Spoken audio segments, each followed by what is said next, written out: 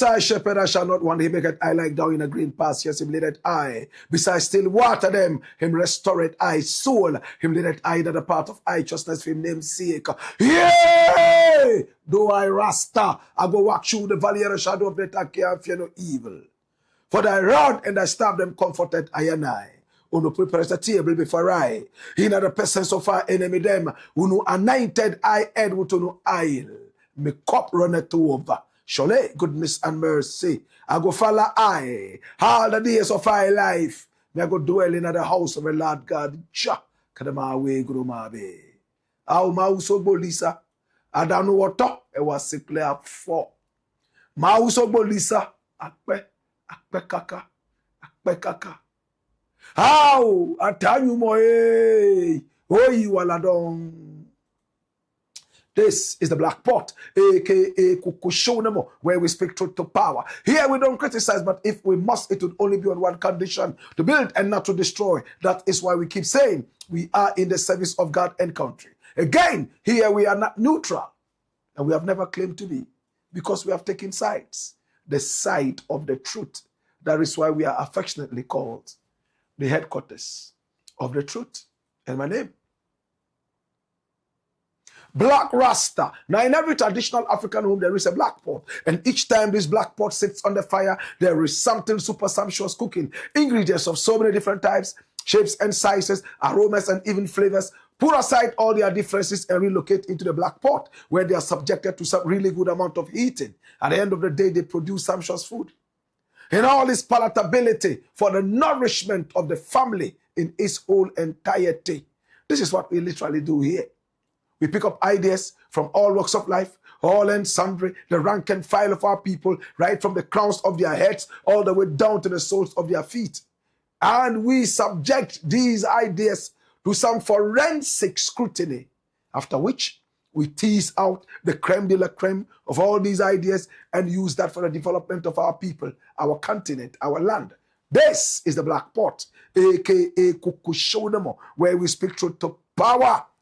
And remember, this is the Black Empire Media. We are live on Facebook. We are live on YouTube.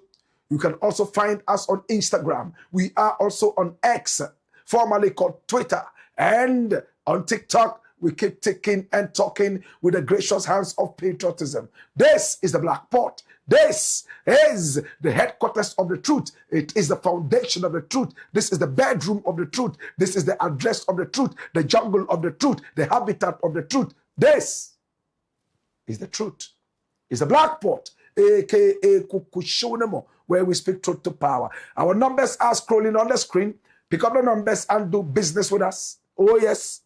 And if you have a story you want us to follow up on, we are more than just excited to do that. This is what we do.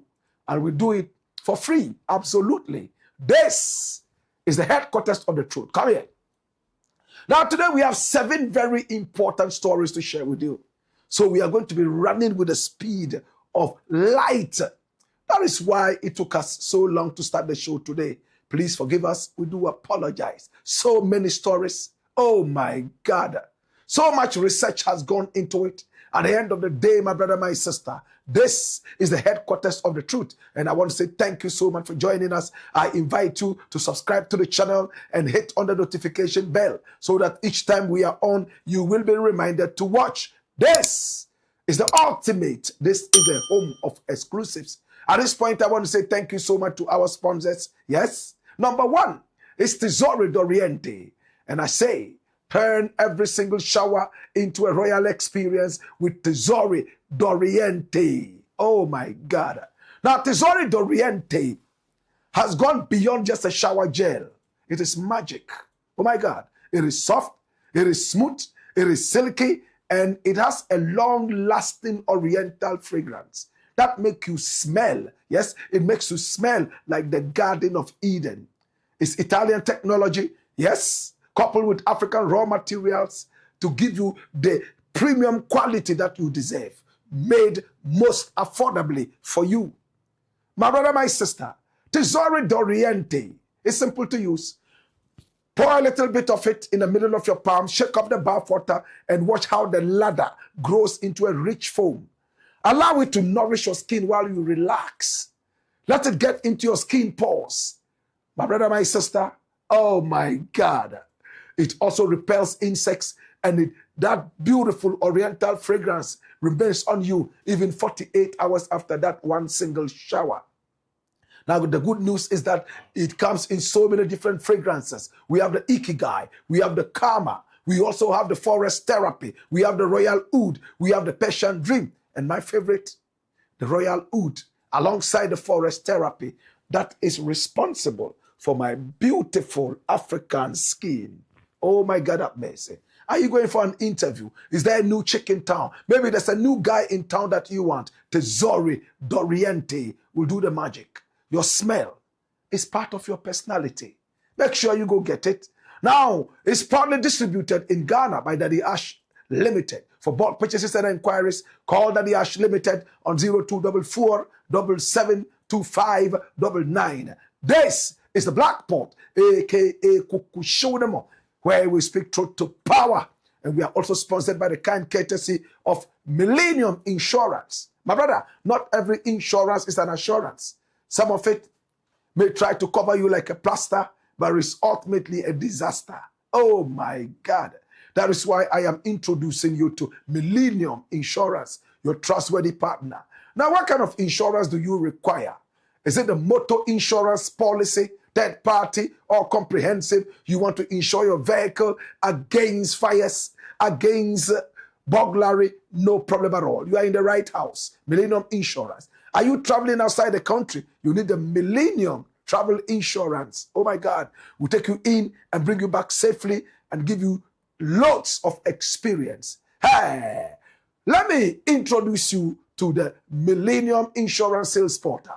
Please log on to sales.millenniuminsurancegh.com. Our numbers are also on the screen. Pick up the numbers and get in contact with your trustworthy partner. Now, when it comes to claims, we are more than just excited to come to your aid and make sure that you are back on the right footing.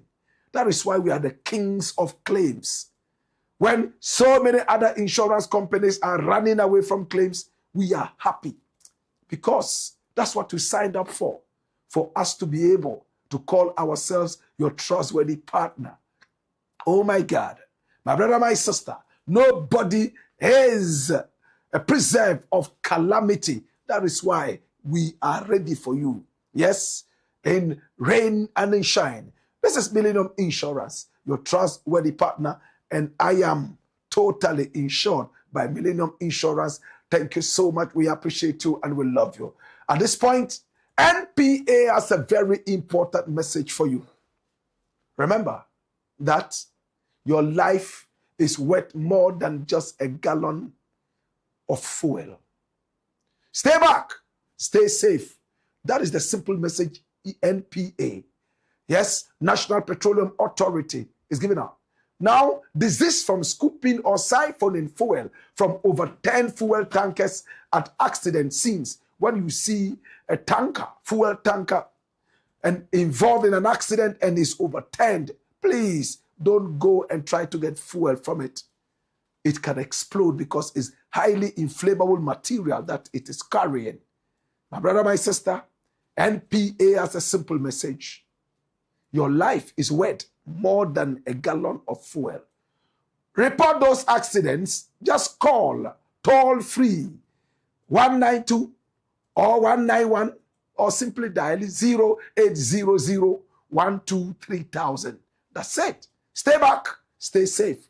This is the Blakk Pot, aka Kuku, where we speak truth to power. One more time, please subscribe to the channel and hit on the notification bell so that each time we are on, you will be reminded to watch. Like the show, please share the show, and at the same time, recommend us to family and friends. 7 very powerful stories. And this is where the action starts. Story number 1. Watch this. I will insult Ola again and again. A+ justifies insults. Now, who is A+? A+ is an MP for Gomoa. Oh, yes. One of the MPs from Gomoa. This is A+. He's a first-time MP. At the same time, he's an entertainer. In fact, a musician. In the days, he made music about politics and beyond. He was known to be somebody against dirty politics. This is Kwame A+. His father had a school in Gomoa. He grew up in Gomoa. So a lot of the people in Gomoa, especially those his age, know him. Now that he's an MP for the area, by the kind courtesy of his father, introducing him to all the people of Gomoa and telling them, as if it was a last wish in a will, that please, my son is here, support him. And he won the elections and became the MP for Gomoa. From when he became the MP for Gomoa, controversies have never ceased with A+. They have continued. Even in his tenure of office as an MP, he staged a very huge festival, music festival, right there inside his constituency. And his intention was to draw a huge number of people to the area during the Easter. Now in Ghana, when it's Easter, everyone is moving towards the mountains. A+'s idea is that he wants to make Gomoa the Easter hub of Ghana, or at least one of the biggest Easter hubs right here in Ghana. And it looks like with his very first attempt, it worked perfectly well. His idea is also that he's going to build a very huge waterfall. Oh yes, right there in Gomoa, artificial one, which would have so many people coming in. In that area, lithium has also been discovered, and Chinese companies are already in there fighting to get some lithium from out of the ground. Ghana is going to be making money. Now, A+ also has the idea, and he has started executing it, of taking a lot of car dealers from Abosokai all the way to Gomoa and making it the hub of car dealership in his constituency. And he's also building a spare parts market in the area. It looks like A+ is a man of so many ideas. My prayer is that he does not bite more than he can chew. A+, as we speak right now, is on the way to Germany, and he's trying to engage stakeholders to bring them all the way down to Gomoa. All these things A+ is doing. He expects that at least if you will not applaud him, do not insult him. Before he became MP, he built a few feeder roads for his people to direct traffic into the farms very, very comfortably and smoothly. And then he got the president, John Dramani Mahama, to endorse a certain road all the way through Winneba and beyond, all the way down. And he did it himself.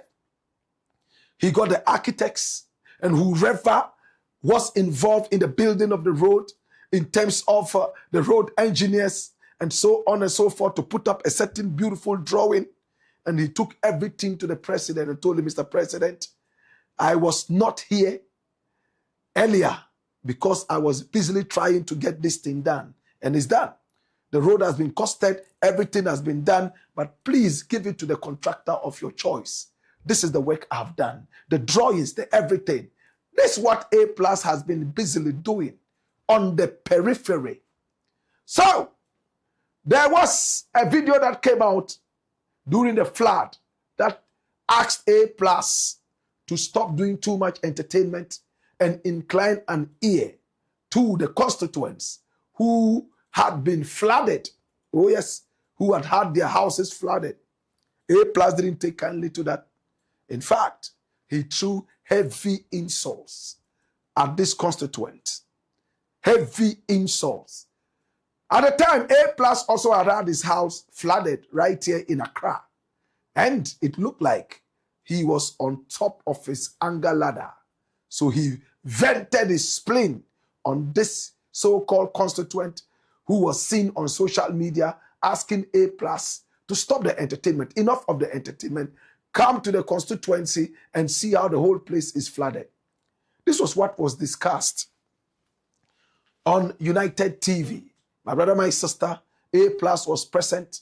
And then all of a sudden, when it was the turn for Ola Michael, one of the regular panelists on the show, to speak, he started to draw the attention of A Plus to something very important. You said that you came hard on this constituent because first and foremost, he was not your constituent. He was from somewhere else. And two, he was attacking entertainment. That was why you came hard at him like that. But there were instances, Mr. Plus, that you also attacked people who had nothing to even say about entertainment. You just attacked them and used unprintable words on them. A Plus didn't take kindly to that. In fact, he descended on Ola so heavily on live TV, which became the talk of town the following day, and is still simmering. Watch this. I will say, Ola, WONTUMI better baby some and now wona o say about them. Ola will say, the first day that be Ola no naturally we give me kakra.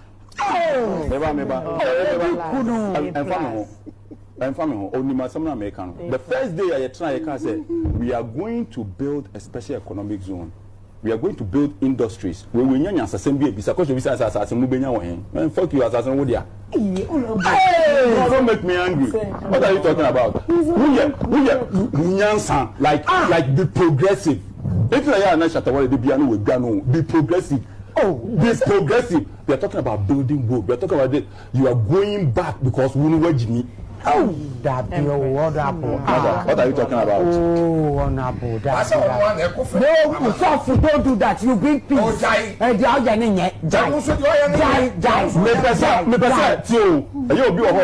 say, oh, if you are me banner at the end of the day, no, but person elevate at them to another level when we say upon what one or your down.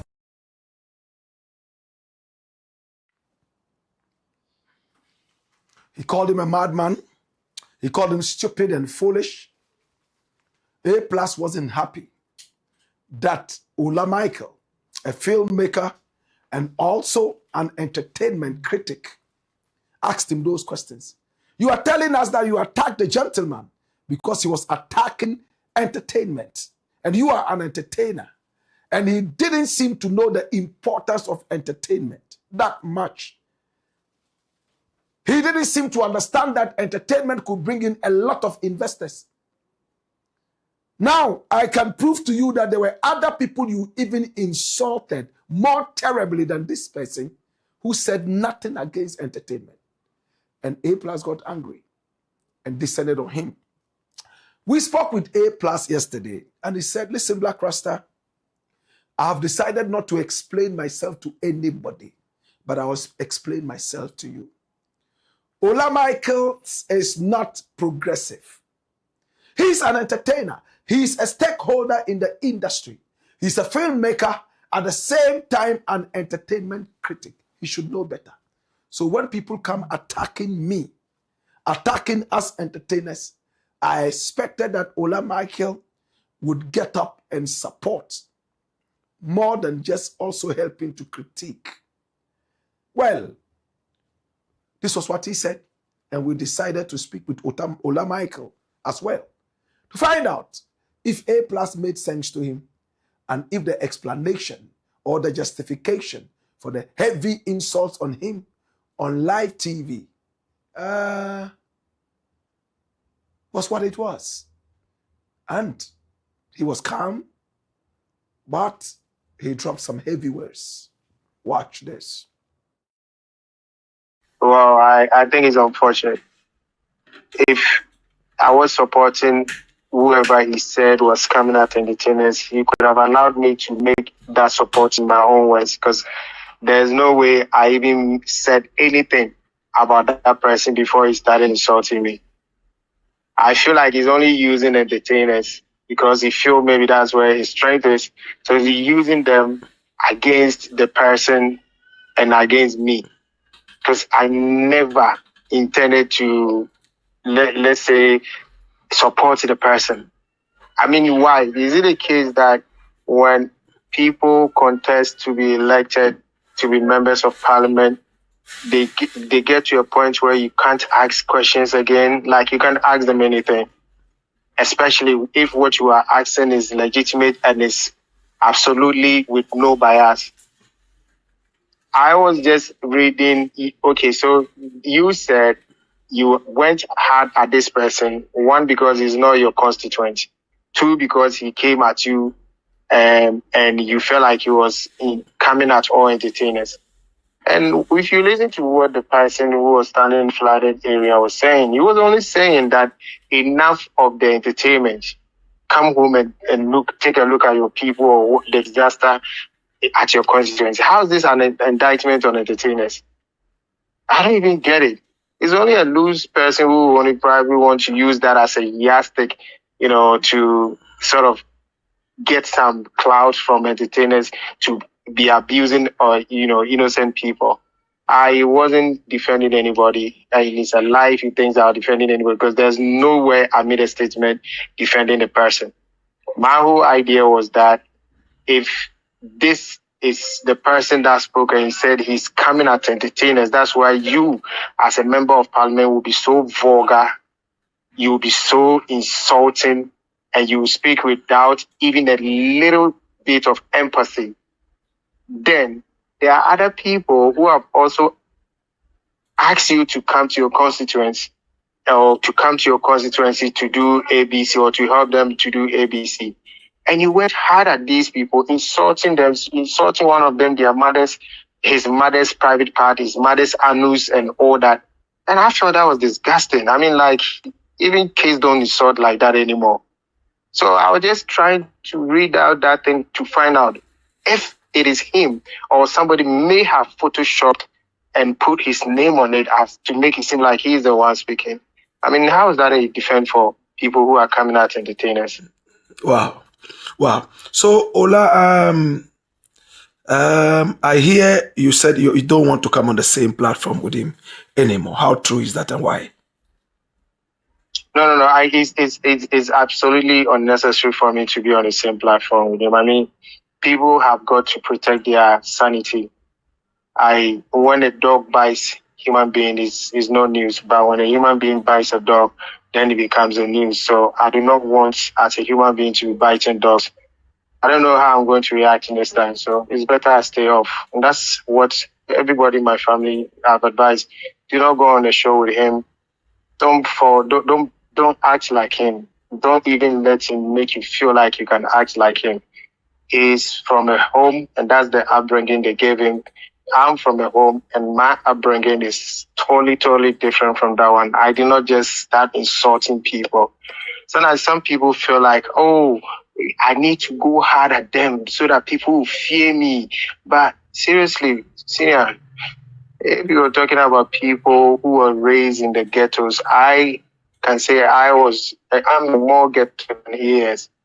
But at least when you grow and you go to school, you start learning temperance, you start learning tolerance, you start learning patience, you start learning about how to deal with people. Some of these things you're able to control and keep them in check. That is why we do not behave like he does. That's why we do not insult like he does. It doesn't mean that we don't know how to do it. There's a proverb in Tree that says that intersukoko ebi obienu but yejai tifita. To wait, there's a red saliva in everybody's mouth, but we decide consciously to spit the white one.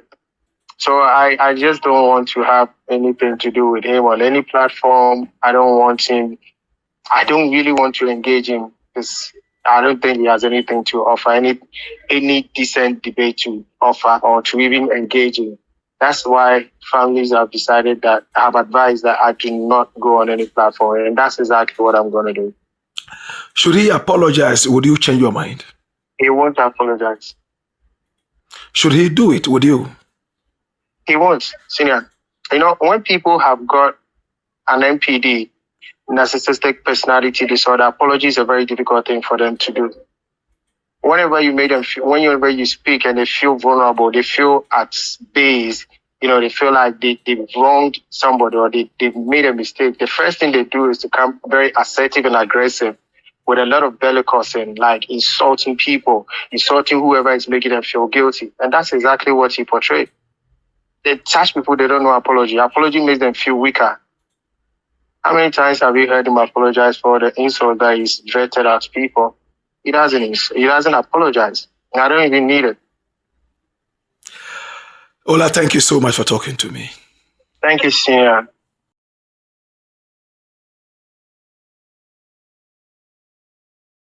Michael Kweku Ola. Michael Kweku Ola. He's a radio presenter and he's also a filmmaker. These were his words. He said A+, in fact, is vulgar, and A+ is somebody who is suffering from a certain psychological problem. Narcissism. My brother, my sister, this was what he said. But A+'s point is very simple. I came hard at this person because he tried to attack entertainment. And in my constituency, we have a lot of those people who just think that we are all concert boys. I am here to set the record straight and to be able to leave a strong legacy so that even after me, other entertainers will be able to walk into the corridors of the Parliament House. That's what he said. That's why I am busily going around. I'm not one of those who would beg constituents for votes. If they want to vote for me, fine. But I will leave a strong legacy behind that they can't do without me. They have to vote for me if they want to continue to see the engagements, yes, the development going on. Oh my God. But Ola has simple words. He says, listen, apart from somebody attacking him on the grounds of entertainment, how about those other people that he insulted? Vulgar. And they said nothing about entertainment. For him, he's trying to just rope into the entertainment world and get support from entertainers for his vulgarity.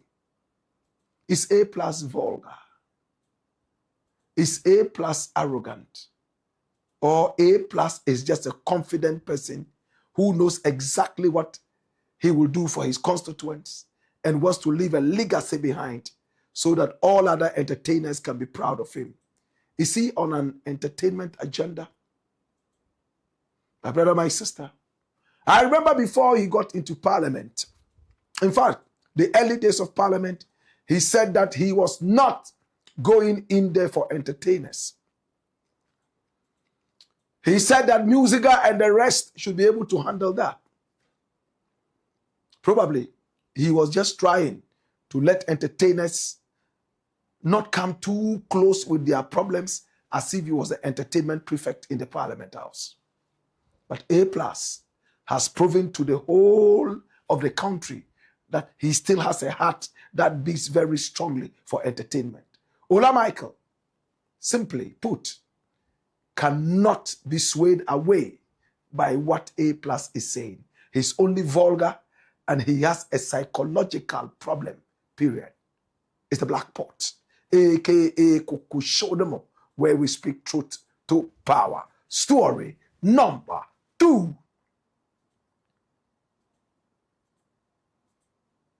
Watch this. Mahama dares coward Ken OFORI-ATTA to return. Woo! Now, Ken OFORI-ATTA was the Minister of Finance of the nation for close to 8 years, until his own party got fed up with him and sent petition upon petition to the president to get him kicked out. Ken must go. We still remember that just like yesterday. In fact, at the end of his tenure, he was so lousy. The country has never been bankrupt like it was in the days of Ken OFORI-ATTA. In fact, retirees who had given money to the government for government bonds were denied their money back. They were given haircuts, unprofessional haircuts. Some of them were supposed to return and take their monies 35 years later. Retirees, some of them 70 and even over. In fact, simply put, he robbed retirees, our old men and women, their monies. He robbed them of their monies. We remember a former, my brother, my sister, judge coming out to also picket with the rest of the people. Because Ken OFORI-ATTA had robbed them of their money, hard-earned money. He didn't seem to be sympathetic towards their cause. He had a lot of money. He made so much money. Every time he borrowed money from abroad, his data bank made a lot of money. He didn't seem to care. My brother, my sister. Madame Sophia was also there. Sophia Akufo-Addo, a former judge. My brother, my sister. She was there. Sophia Akufo. Do we all remember? Do we all remember Madame Sophia Akufo? She was a former Chief Justice. In fact, she joined in that thing. She trained in the chambers of Akufo-Addo. Nana Addo Dankwa Akufo-Addo supported her so much. She became a Chief Justice. And when she retired, she hoped to sit home quietly, read more books, and take care of her grandchildren. But she was forced to come out and picket against Ken OFORI-ATTA with other retirees. Many died. They couldn't get access to their money to buy their medications. Some died. My brother, my sister, Ken OFORI-ATTA still has blood on his hands. Now, to cut a long story short, Ken OFORI-ATTA was so lousy, his own party had to petition and get him out. He was so terrible. The country had gone down, and he had come out to say, if he wasn't allowed to implement a certain animal called the e-levy, the country would collapse and it would fizzle into oblivion. So members of parliament, then they were in the majority, all came together. They had just a slim majority. It was a hung parliament. They had to fly in. All their MPs who were out there on treatment and on some other such causes, they all had to come down, including a sitting MP who was brought in on life support machine from the hospital just to vote. My brother, my sister, they voted for the e-levy. A few months into the e-levy, he came back and said e-levy was not able to support the economy. For that matter, he didn't judge properly. And for that reason, members of his own party, the MPs, rallied against him and wanted him out of the position. But arrogant as he was, he said he was not going anywhere. We remember when he fell ill, he flew all the way to America and England to treat himself in the days of COVID, when a lot of Ghanaians sat in Ghana here and died. The same old folks who helped Ghana in their days of strength were denied their money. They called it a DDEP, Domestic Debt Exchange Program. They have, from that time, never forgiven Ken OFORI-ATTA for what he did to this nation. And when it was time for accountability, when everybody knew that the NPP was going to lose, because for 8 years, they gave us nothing but arrogance and foolishness and irresponsible behavior. My brother, my sister, he was able to sneak out of the country, claiming that he was going for medical checkup. And when he went, he decided not to come. The Office of the Special Prosecutor, in conjunction with the Office of the Attorney General and Minister of Justice, decided to go after him. They petitioned the American people to bring him home. He fought it in court, used our alleged stolen money to hire top-class lawyers, American lawyers that he paid millions to fight his case in court. At the end of the day, they were able to get him a green card, legal residence in America. My brother, my sister, the President of the Republic of Ghana, John Dramani Mahama, has spoken, and he didn't mince words. This is the first gentleman of the land, John Dramani Mahama. What did he say to Ken OFORI-ATTA, who is refusing to return? Watch this. Extradition or return of fugitives from justice. It's a legal process, and so you need to respect the rights of the person at the same time. And so if the person has absconded from a jurisdiction and gone into a new jurisdiction, if you want to bring him back, first you must have an extradition treaty with that country, and then secondly you must trigger a request, an application for extradition. And the person has the right to take a lawyer, go before a judge, and if he doesn't want to come, he will argue against coming, and your point two must be made that he's needed because he's done this and this and that. And so to go before a judge, unfortunately it won't be a Ghanaian judge, it will be an American judge, and he will decide, whether the gentleman you mentioned should be put on a plane and brought back. But the Attorney General's Department has done its best. It filed the application. There are some additional documents that were asked for that it is filing, and eventually it will all go before an American judge to make a decision.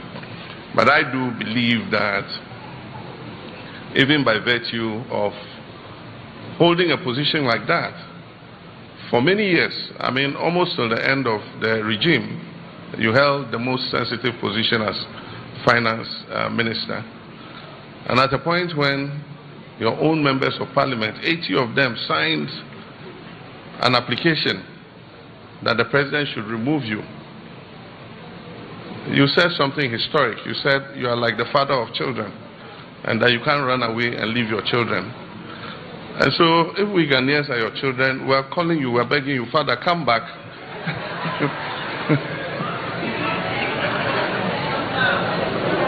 Your children are calling you to come back, but just the act of fleeing, I mean, if you're a man of principle and you believe you've done nothing wrong, I don't see why you should flee your own country. And so we'll see what the legal regime is and how it proceeds. But whatever.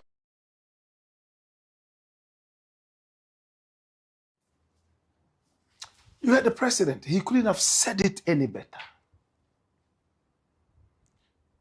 At the time he said that, I am the father. I can't run away and leave my children. So I will have to stay. I will not resign. Now he has run away. Is he now a deadbeat father? Or he should let us know from when he relinquished his fatherly role. This is a dirty hypocrite. Ken OFORI-ATTA is a dirty, to the umpteenth time hypocrite, to the nth time. The president has said it so clearly. Hey, you Ken OFORI-ATTA, you held the most sensitive position in our country.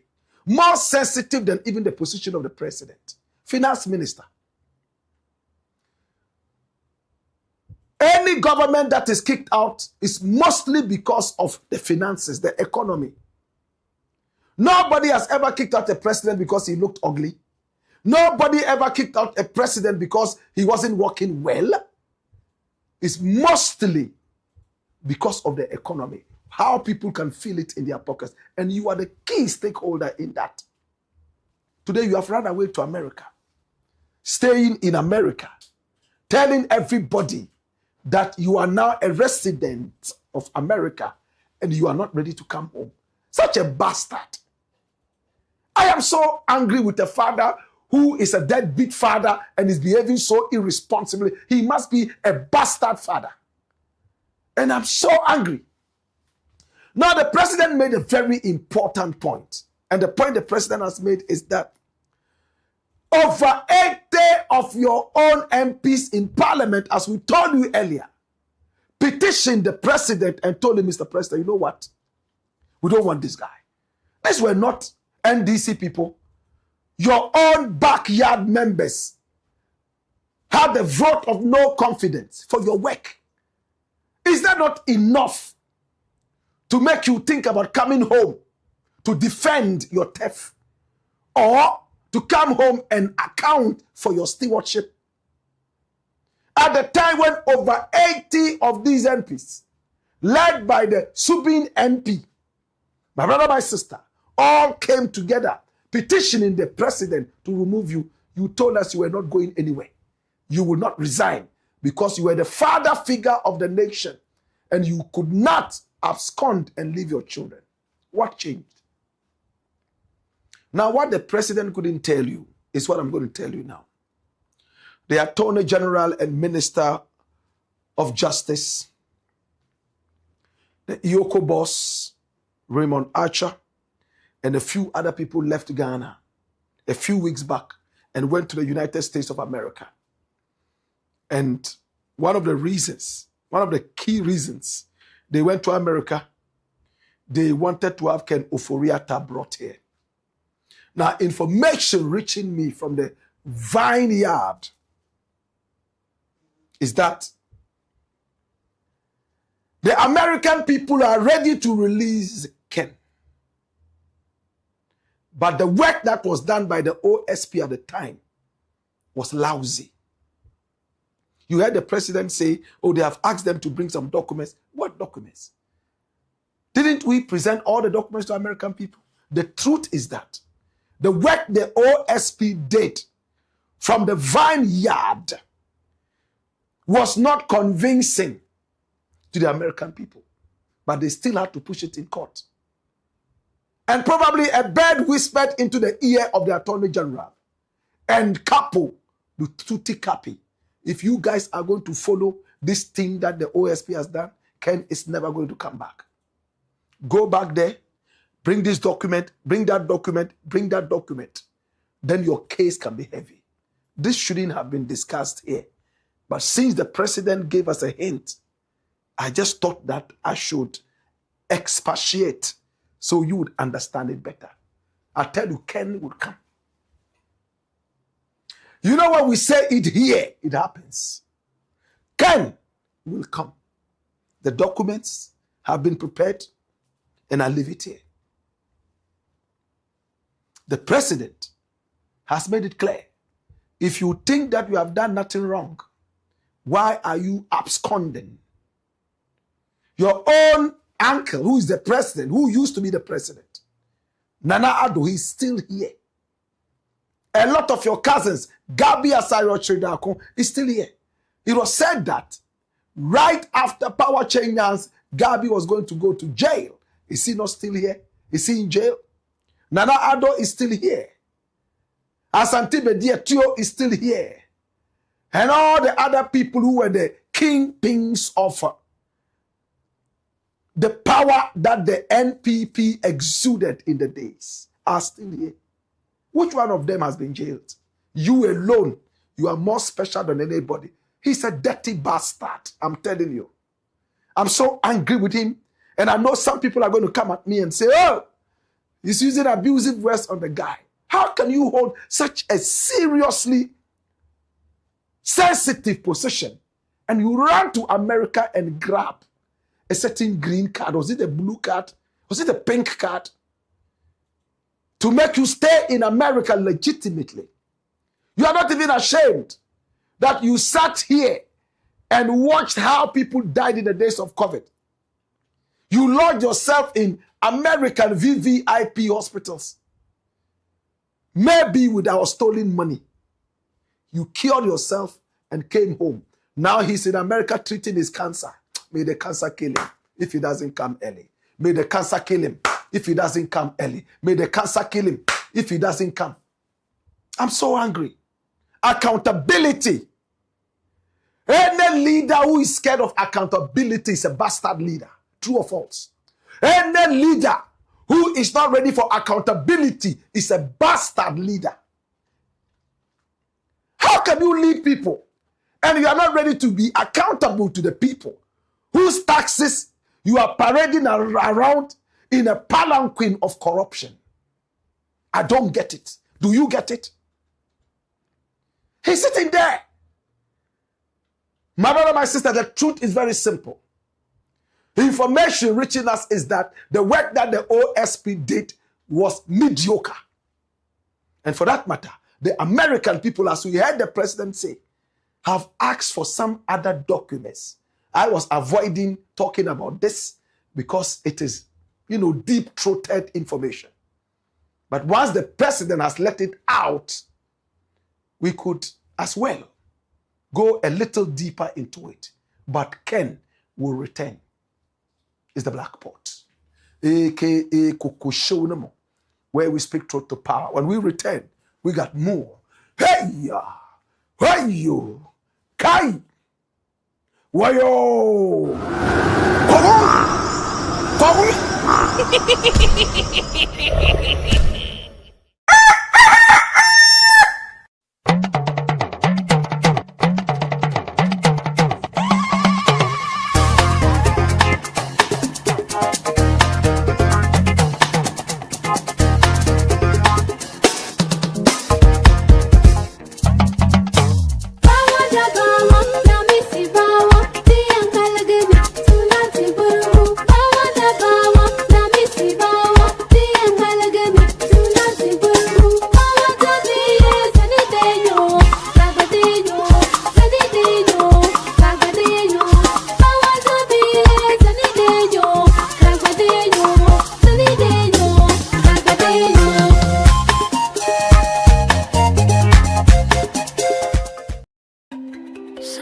Sometimes you just need a moment for yourself, a moment to slow down, feel the water, and let the day fade.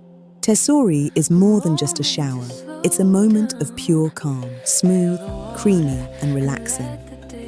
With forest therapy, Persian dream, royal oud, thalassotherapy, ikigai, fior di loto, and karma, all in convenient 500 milliliter bottles. There's a Tesori scent to fit every mood, every moment, every kind of you.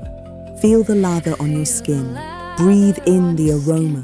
Let stress melt away and just enjoy the calm. You don't just feel clean. You feel refreshed, confident, and yourself. Tesori d'Oriente. Luxury is a feeling. For bulk purchases, contact Daddy Ash Limited on 0244 772599. Tesori d'Oriente.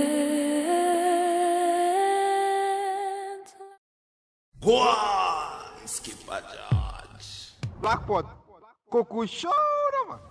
It's the Black Pot, aka Kukushodama. And here we speak truth to power. Please, let me invite you one more time to subscribe to the channel and hit on the notification bell so that each time we are on, you will be reminded to watch. Thank you for making us #1. Oh my God. Right here online when it comes to patriotism and Pan-Africanism. This is where the truth lives. This is the habitat of the truth.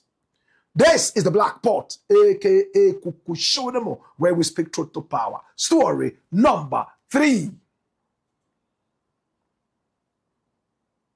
Watch this. KWESI PRATT dazed by AWUKU.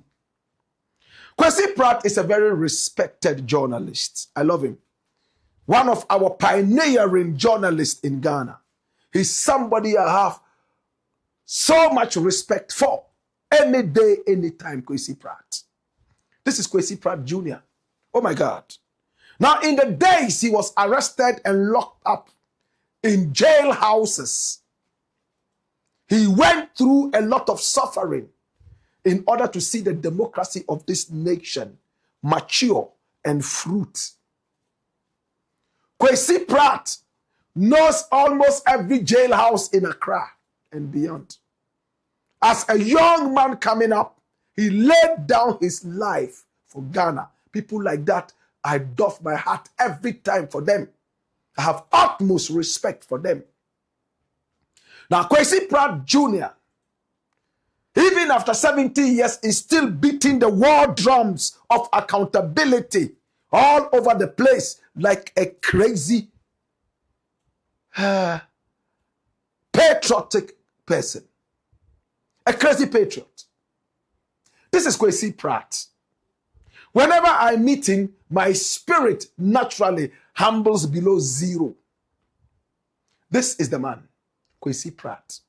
Now, KWESI Pratt was on Good Morning Ghana, which used to be hosted by Dr. Randy Abe, who is now the CEO of the Ghana Cocoa Board. Therefore, there's a new host for the show. And on this show, KWESI Pratt was talking about SAMMY AWUKU. Do you know who SAMMY AWUKU is? This is the guy.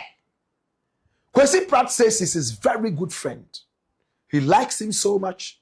They talk time after time. It was difficult for him to say what he wanted to say. His face is very familiar. But how many people know him beyond just his face? Who really is he? Come here. Come here. Run the dossier. And let's see exactly who SAMMY AWUKU is. Watch this. Hey, Samuel SAMMY AWUKU, popularly known as the People's Capo, is a highly prominent Ghanaian politician, legal professional, and public servant. He is the member of parliament for Ikuapim North constituency in the Eastern region on the ticket of the ruling NPP. He was born on the 10th of April, 1984. He missed April Fool's Day by 9 days. In Koforidua in the Eastern region, he is the last born and only son alongside 4 sisters. He went to school at Nana Kweku Boateng Experimental School in Koforidua and then St. Augustine's College in Cape Coast. Earning a combined bachelor's degree in political science and psychology from the University of Ghana, Legon, he was ready to hit the road. Flip. This is SAMMY AWUKU. He holds a diploma in law from the University of London, alongside postgraduate certificates from the Ghana Institute of Management and Public Administration, GIMPA, and executive leadership training from the Harvard Kennedy School. AWUKU built his reputation as a passionate, grassroots mobilizer, moving rapidly up the ranks of the NPP. He began his career running for the SRC presidency at the University of Ghana. This is SAMMY AWUKU. Oh yes. He served as the Deputy National Director of Communications for the NPP from 2011 all the way down to 2013. He became National Youth Organizer from 2014 all the way down to 2018. And he was elected overwhelmingly to lead the NPP Youth Wing, executing strategic mobilization that was instrumental to the party's victory in the 2016 general elections. Oh yes, then he became National Organizer again from 2018. Oh my God, yes. From National Youth Organizer, he became National Organizer. Organizer. That tells you that he's good at organizing the grassroots, right? And even beyond. He was elected to the senior national leadership position, overseeing nationwide political and electoral strategy for the party. This is SAMMY AWUKU. SAMMY AWUKU. Oh yes. Oh yes. My brother, my sister. Now, he became the boss of the YEA. He was appointed by President Akufo-Addo as the board chairman, in fact, the board chairman of the YEA, guiding state employment initiatives for young people. That's the Youth Employment Agency. He became the boss, board chairman. Then, there was a time, the man that everyone in Kumasi calls the British lawyer. My brother, my sister, was approached by the party to become the boss of the NLA, the National Lottery Authority, and he made it clear that his religion will not allow him to do that. His conscience will not allow him to be the boss of a gambling institution. He would not take it. And Sammy Awuku gladly latched to that and took it. So he was appointed as the Director General of the NLA in 2021. He resigned from this role in January 2025 to transition into full-time legislative duties. MP. My brother, my sister, this is the guy we are talking about. Hi, he's been part of the International Young Democrats Union, hey, and much more. Now, he is a member of parliament. Oh, yes, for Equiapim North constituency. This is Sammy Awuku. And in Ghana's 9th parliament, he is in there talking for the party. So this is a man who has paid his dues in the party. This is Sammy Awuku. Now the man who rejected that position, the British lawyer, my brother, my sister, National Lottery, he was not interested in that. Gave him a big chance. And he became the boss of the NLA. Finally, he had to move out of the place, and he's now dedicated full-time to making laws right there in the Parliament House of Ghana, the 9th Parliament. KWESI Pratt said he has dazed him, and he wasn't happy with what he was about to say. But in the interest of God and country, he needed to make it clear. What did Sammy Awuku say that dazed KWESI Pratt in his own words? Watch this. Now, one of the things that I've read, and today it's all my friends who are talking about Charlie, Sammy Awuku, my body. Sammy Awuku and I became very close from his days in the university and so on. And he's the one talking. And he's quoted extensively in the Publisher on page 3. Heading, I worry for NDC appointees, Awuku wants. Can I read a bit of it? Please do.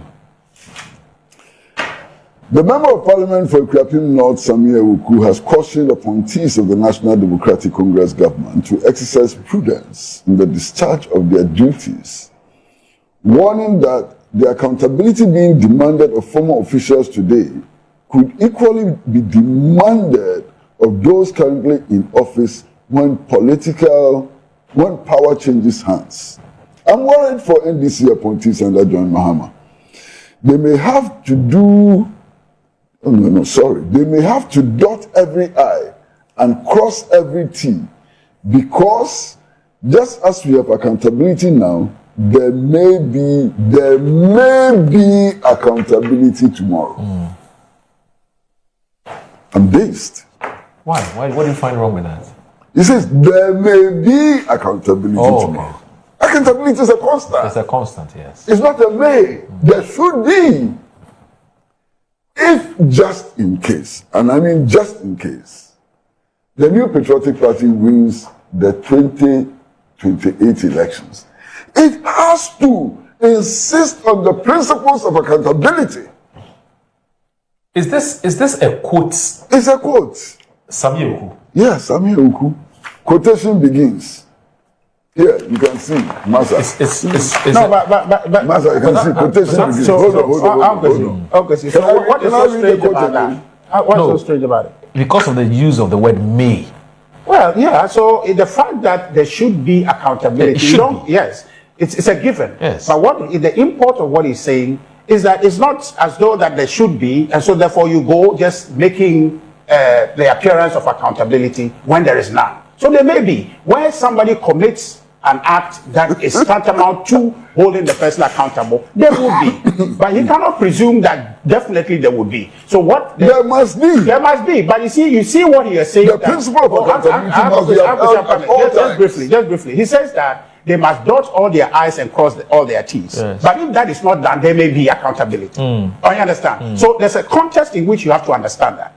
I don't think that you should just nitpick on that and say he says that. He's not saying that there will not be. There will be, but then if there is no need for it, you just create it. No. But if there is there a will need always be a need for accountability. I'm saying that's that a constant. Yes, but you see, obviously, I think it is the form and shape that accountability process would happen. Yes. I believe what he's talking about, because I think that you're right. Accountability is a constant. Nobody doubts that. Yes, that's nobody doubts. But you see, I think it's how people are going to be gotten to be accountable. Exactly. That's what he's talking about. So his point, no. Oh, but AWUKU says, no. This is only the point to argue. Uncle C just want to give a tough time. But the point is that what Sammy is saying is, I'm coming. You said it's okay. No, listen. Richard, let me make this point. It's okay for you to interject. It doesn't spoil my argument. Yes. It doesn't. No, but let's hold on. It doesn't invalidate the point I'm making. Now I'm comfortable. I can give you half of my time. I'm not worried at all about it. Okay. But I just find it strange. Yeah. That I sat here and listened to you. Because you allowed me, that's why. So I'm going to carry on. No problem. Oh, I'm going to see. Please carry on. So the point I'm saying is that the context created by Sammy is that they must dot their I's and cross their T's. Yes. But if that doesn't happen, okay, there will be that. But assuming that they dot all their I's and cross their T's, perhaps there will not be. The fact that you have done your work well and then there must be accountability, should we just necessarily come and pick you and say we want accountability? No, that's the context it's creating, Uncle. My brother. So if you don't dot your I's and cross your T's, there will be. Accountability must not necessarily come with state institutions inviting you. Necessarily. Yeah, but if you've done your work well, look at the books and you're fine, there's no But point. there's no need to call anybody. But Moro, I'm saying. Yes, sir. That adhering to the principle of accountability is not conditional on anything. He didn't create that impression. It's okay. So if they dot their T's and so on, then there will be no accountability. Yes. Accountability. If you are right. For instance, hold on. Let me move on. For instance, it is not every appointee of the Nana Addo Dankwa who is being invited by YOHONU. Okay. Some of them are sitting at home chilling. Yeah. Nobody's invited them. They've looked at their handing over notes, everything is kosher, everything is fine, so they're chilling. Nobody's asking them to do it. And the accountability has happened because people have looked at their documents and have assessed it. But they've not been invited by these institutions. I's have not been dotted. Okay, no problem. Moro, I probably have a disadvantage. No, hold on. Let me explain my disadvantage. Yes, sir. Throughout my life, I've never served in government before. Right. So that may be my disadvantage. Or your limitations. But none of us. Okay. He's never served. What are you talking about? Oh, no, he's never served. He was director of communications. So what? Yes. Of a ruling party? Of a party, yes. He wasn't.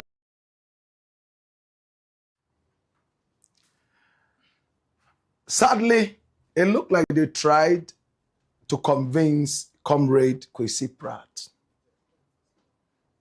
When I watched this, I was shocked at the line of reasoning and argument. Oh, Sammy AWUKU says, the way you are chasing our people for accountability, when the tables turn, we are going to demand the same from you. We may demand the same from you.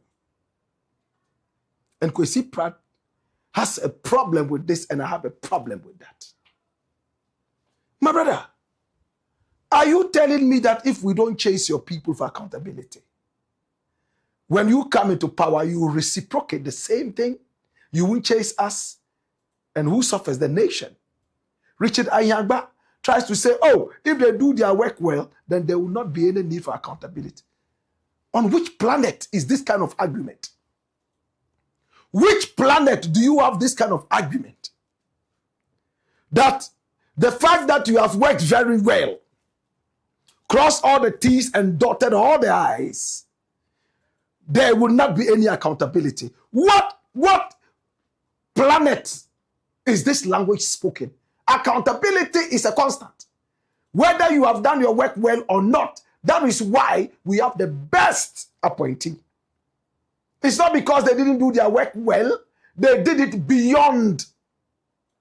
That is why, and it's only through accountability, which is part of an assessment, that you will be able to reach there. Let me make it easier. You all go to school. You study very hard. You have studied so hard. Somebody else hasn't studied as hard. And then the teacher comes into the class examination time. And then he organizes assessment, accountability for some people. And he claims that some people already have done so much good work, and for that matter, they don't need the exam. They will be sued. When WAEC is coming for accountability, which we call an examination, which I call an assessment, WAEC is ready to be able to grade people depending on how they worked. How many T's they crossed and how many I's they crossed. In our country, there should never be a time where we say, oh, people have dotted the T's and have the I's and dotted all the and crossed all the T's. And for that matter, there's no need for accountability. It is only in Ghana we would have such weak arguments. And I'm shocked at that. In fact, even people who have done so well, crossing all the T's and dotting all the I's, they are those that we should even ask for accountability. If Iyoko invites them and they realize that, oh, Charlie, this guy has performed so much, and it's announced that this guy did so well, this was how this person got this, achieved that, and can you imagine what this would do to other appointees sitting somewhere who are ready to be assessed later? You don't take it for granted that some people have crossed some so-called T's and dotted some so-called I's, and for that matter, there shouldn't be any need for accountability. Must happen. Iyoko is calling these people because it is so flagrant of them, my brother, my sister, the way they have flaunted corruption on the bargaining table. It's very simple. So accountability, simply put, is a constant. What SAMMY AWUKU was just trying to say is very simple. Even somebody with no brains would understand. Retaliation. You are chasing our people. We will chase yours too when we come into power. And these guys will never come into power till after 6 million years. Accountability. I thought that you would rather say, oh, you are learning so much from the way accountability is happening in this country in the tenure of office of John Dramani Mahama. So when the tables do turn, in fact, you will have a whole ministry of accountability. And we will clap for it for you. In my opinion, every appointee must account at the end of the day. Same way when we are coming into power, we declare our assets and all that. When we are living and all that, we should be able to declare what we have been able to achieve. And the handing over notes, where are they? We need to have all these things. And my brother, my sister, it is important for our nation. There should never be a time where we say, oh, somebody has dotted some I's and then he crossed some T's. For that matter, there's no need for accountability for such a person. No, the person deserves praise. And you can only get to see that they have actually done the work so well by activating the bottom of accountability, assessment. Yeah, so KWESI Pride was on point, talking, sticking to his guns that, hey, accountability is a constant. It should happen every time. But the two people seem to overpower him with so much noise. Noise. Oh, if they work so well, there will not be any need for accountability. On which planet is this language spoken? Can you tell me that, oh, somebody has worked so well, for that matter, he doesn't need to be accountable? My God, you must be accountable every day, every night. And that is what we have to activate. Where I work, my brother, there is some kind of assessment that happens every time. What have you achieved? What haven't you achieved? Blah, blah, blah, blah, blah. And it's slapped there on the wall of my records. That is what should be happening.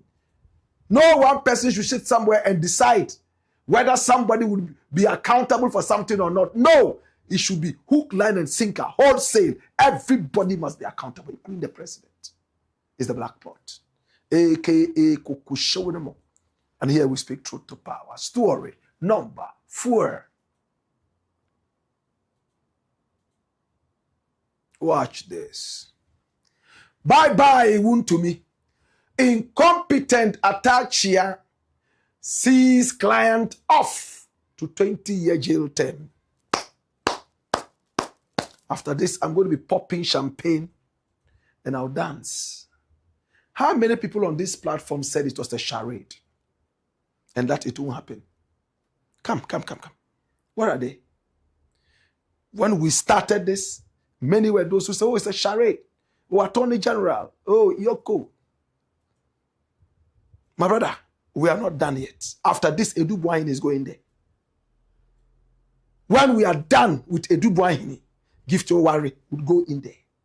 Miracles will go in there. There's a new sheriff in town. That's what I'm trying to tell you. The days when people were hiding tons of cash right under their beds are over. The days when maid servants stole so much money from under the bed and even in the wardrobes, gone. The days when finance minister stole money and ran to America to grab green cars, over.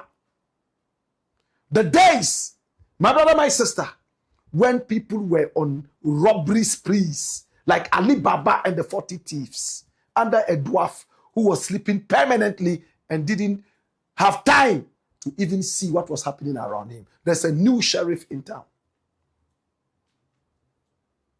Bernard Enchi-Bosiakon, aka Chairman WONTUMI, is in jail. He was whisked into a car, a prison car. This guy, prison car.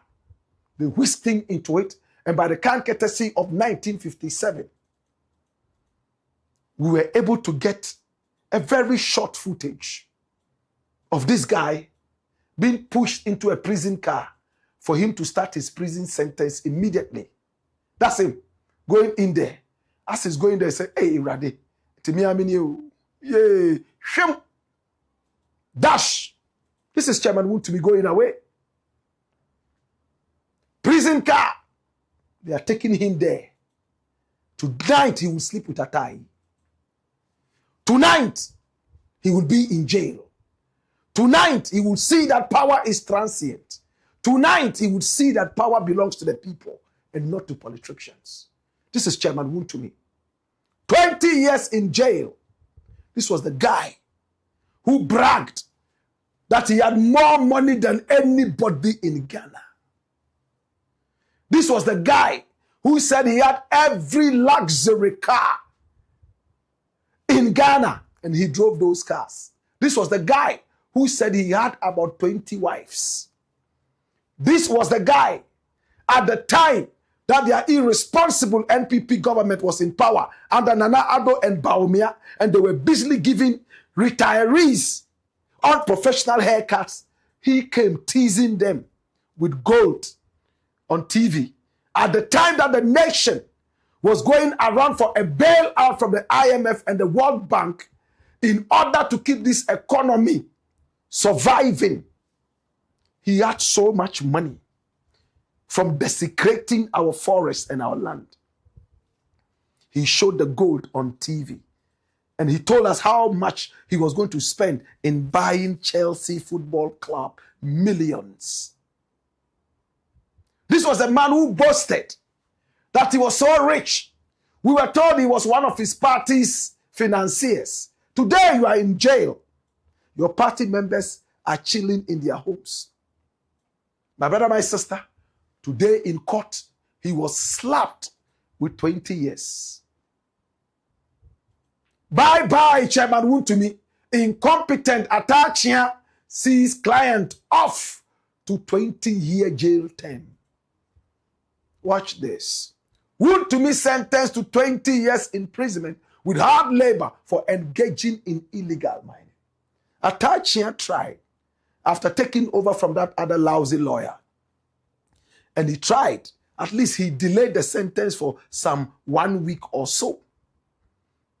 And then he went to court, tried to delay it even the more. I said, oh, some of the things would have to be explained or interpreted in their language by the Supreme Court. But Audrey Kokuvite would not have any of this. He said, in fact, the affidavit or petition, whatever they call it, that AKYEA had brought to the court for her to see was incompetent.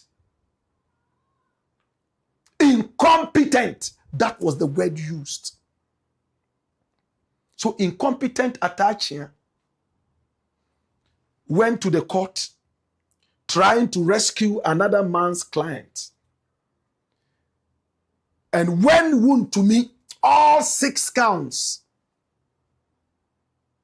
my brother, my sister, hit him so hard in the box, he started shivering. He started shivering and he started muttering some words. I'm sure he was speaking Hebrew. He was calling the Hebrew God to come and save him. My brother, my sister, AKYEA watched. And instead of getting 25 years maximum in jail, he was able to beg for 5 years to be reduced. And WONTUMI has been pushed in there for 20 solid years.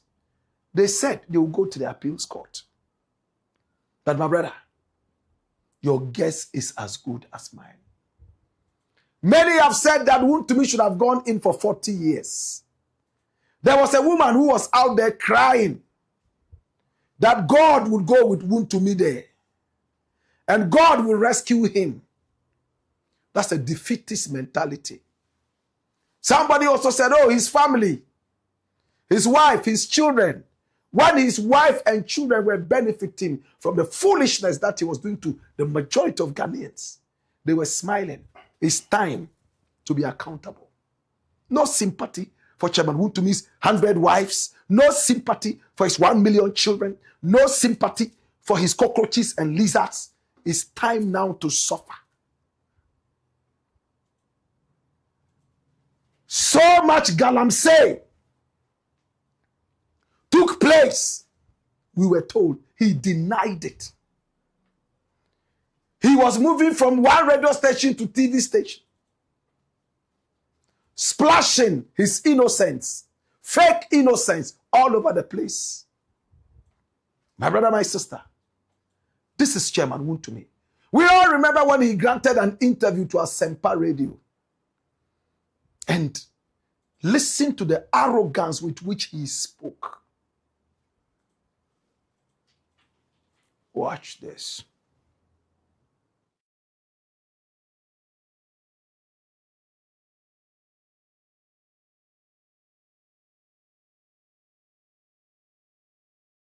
Now, Obi, say wa urehu. So Obi kasa o ma wuni bi. O ma wunya juma. Anya rahusem. So Obi say o ma wuni di. Obi say o ma wunya juma. Anya rahusem. Intina o tun safre Ghana for se Ghana for nya den. Omun kabi mayen. Ghana for hunu ba bia yewura mahama ode oman ne ko. I embassy say what Ghana ha nyina no omun hunu ba bia yewura mahama de oman ne ko. International communities ni nyina no omun hunu ba bia ya president yi ode Ghana ode ko. Se say ya idea Ghana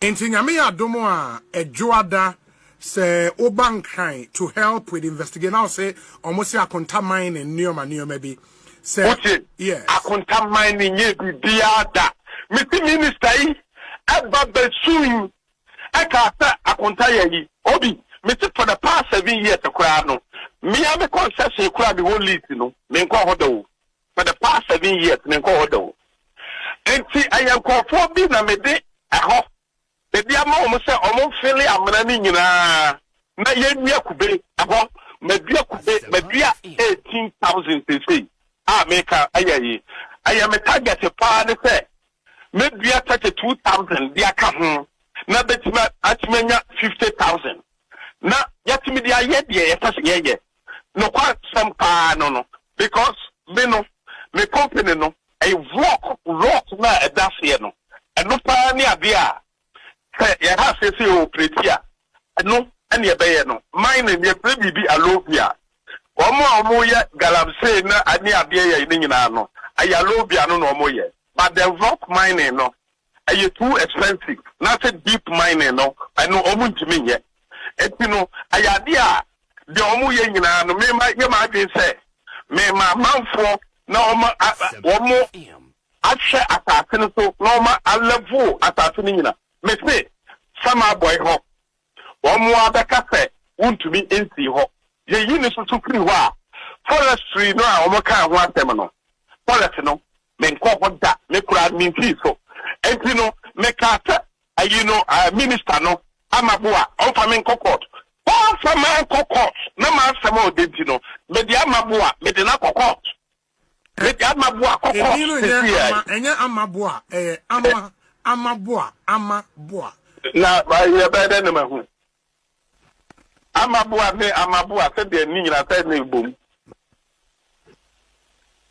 obi chairman amaboa ni nyina no ebom the book point ni say yes they did not court so what defame me we are met send the court for you na met send the amount yeah but the arrogance. He was talking about Summer Boy and how for 7 solid years since he got that concession, he never even went there. He said some people infringed, encroached, trespassed, and decided to do illegal mining. He didn't even know of that. And when he was told, he got a different set of people to go there and cover up, better still reclaim. And he had planted 18,000 coconuts. He was looking forward to planting 32,000 more to make it 50,000. That's what he said. When his party was in power, this guy was like a raging storm, insulting the former president and making him look like a non-entity. My brother, we have to all show respect in one way or the other. Such a coward. You should have seen him in court. The way his legs were shaking and he was sweating. This guy. I thought he was even bold. Because I met this guy a few months back. And he approached me from the darkness and he came over to me and said, hey, Blakk Rasta, you have been talking so much about me. Me, I haven't done anything wrong. Watch this thing. Nothing is going to happen. This case, I'm so right. I'm going to come out of it. Look where you are. That was when we took this photo together. This is Chairman Wontumi. This was what Chairman Wontumi told me. That he was innocent. And he poo-pooed on the case. Nothing is going to happen. My brother, my sister. Today in court, just around midday, boom, he was slapped with a heavy, heavy sentence. That's him arriving in court in the morning, dressed in all yellow. Anybody who asked him a question, he signaled them, lips closed, no talking. My brother, my sister, he went into the courtroom. He knew deep inside him that no, it wasn't going to be a good day for him. But he had time to take a selfie right in front of that gate. Yes, he took a selfie. That's the selfie. Yes, chairman. He was walking in there. My brother, my sister. Hey. And the judge, Audrey Kokuvite, a lady, slapped him with the sentence. And what is the judgment saying? First and foremost, when we say Summer Boy, where is it? And what exactly happened there? Come here. Let me take you to Summer Boy. Round the dossier and show you exactly what it is. Right there in Summer Boy. My brother, my sister, watch this. Now the Summer Boy Forest Reserve Enclave, primarily consisting of the highly protected Tano Nimiri Forest Reserve and the neighboring Boyne Tano Forest Reserve, is a massive tropical rainforest. Listen, rainforest ecosystem located in the Wasa Amenfi West municipality of Ghana's western region. It serves as a vital ecological anchor and the primary source of economic livelihood for the town of Samaboy and its surrounding communities. Did you hear that? It is what? A massive tropical rainforest ecosystem. And at the same time, it serves as a vital ecological anchor and the primary source of economic livelihood for the town of Samaboy. Now, the reserve lies deep within the southern West African rainforest belt, a region globally recognized for its heavy rainfall and dense biodiversity. Yes? Now, the town of Samaboy itself was founded in 1949 when Wontumi's father was probably not born yet. At the confluence of the Sama and Tano rivers, specifically to anchor the region's timber economy. My father wasn't born. And if I'm older than Chairman Wontumi, then his father might not, it's not very logical, but might not have been born. Now the surrounding rain forest reserves, confluence of the Samri and then Tano rivers, specifically to anchor the region's timber economy. Well, that's what is happening. You can make sense out of it. Now, the surrounding forest reserves have historically been managed under highly strict conservation rules to sustainably feed Ghana's wood processing industry. Did you hear that? It's a forest reserve. And intentionally keeping Ghana going. Heavy rainfall, biodiversity, or even wood. The reserve's timber and plantation resources are legally managed and utilized by Samatex Timber and Plywood Company Limited, which operates its primary processing factory right there in Samaboy. And it is employing over 2,500 youths. My brother, my sister. Yes? Now, the legendary local football club, FC Samatex, 1996, was originally born out of this factory. This is how important the town is. As a workers' recreational team before rising to national prominence. Now, Wontumi went in and destroyed the town that was founded in 1947. That's where the pain is. Look at it. Look at what happened there. My brother, watch. Huh? Rainforest. Feeding the whole of Ghana, they reduced it into this. For 7 solid years. In fact, they hammered this place night and day. Illegal mining. Huh? Such a dense forest.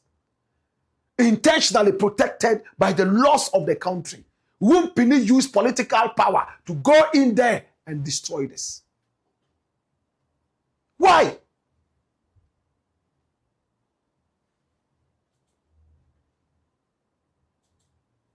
Well, so what's the document from the court? And what are the courts saying? Judge Audrey Kokuvite has made it clear that Wontumi is a very dangerous human being. He's a criminal. And that he should go to jail and also pay 120,000 Ghana cedis for his company akunta, whatever.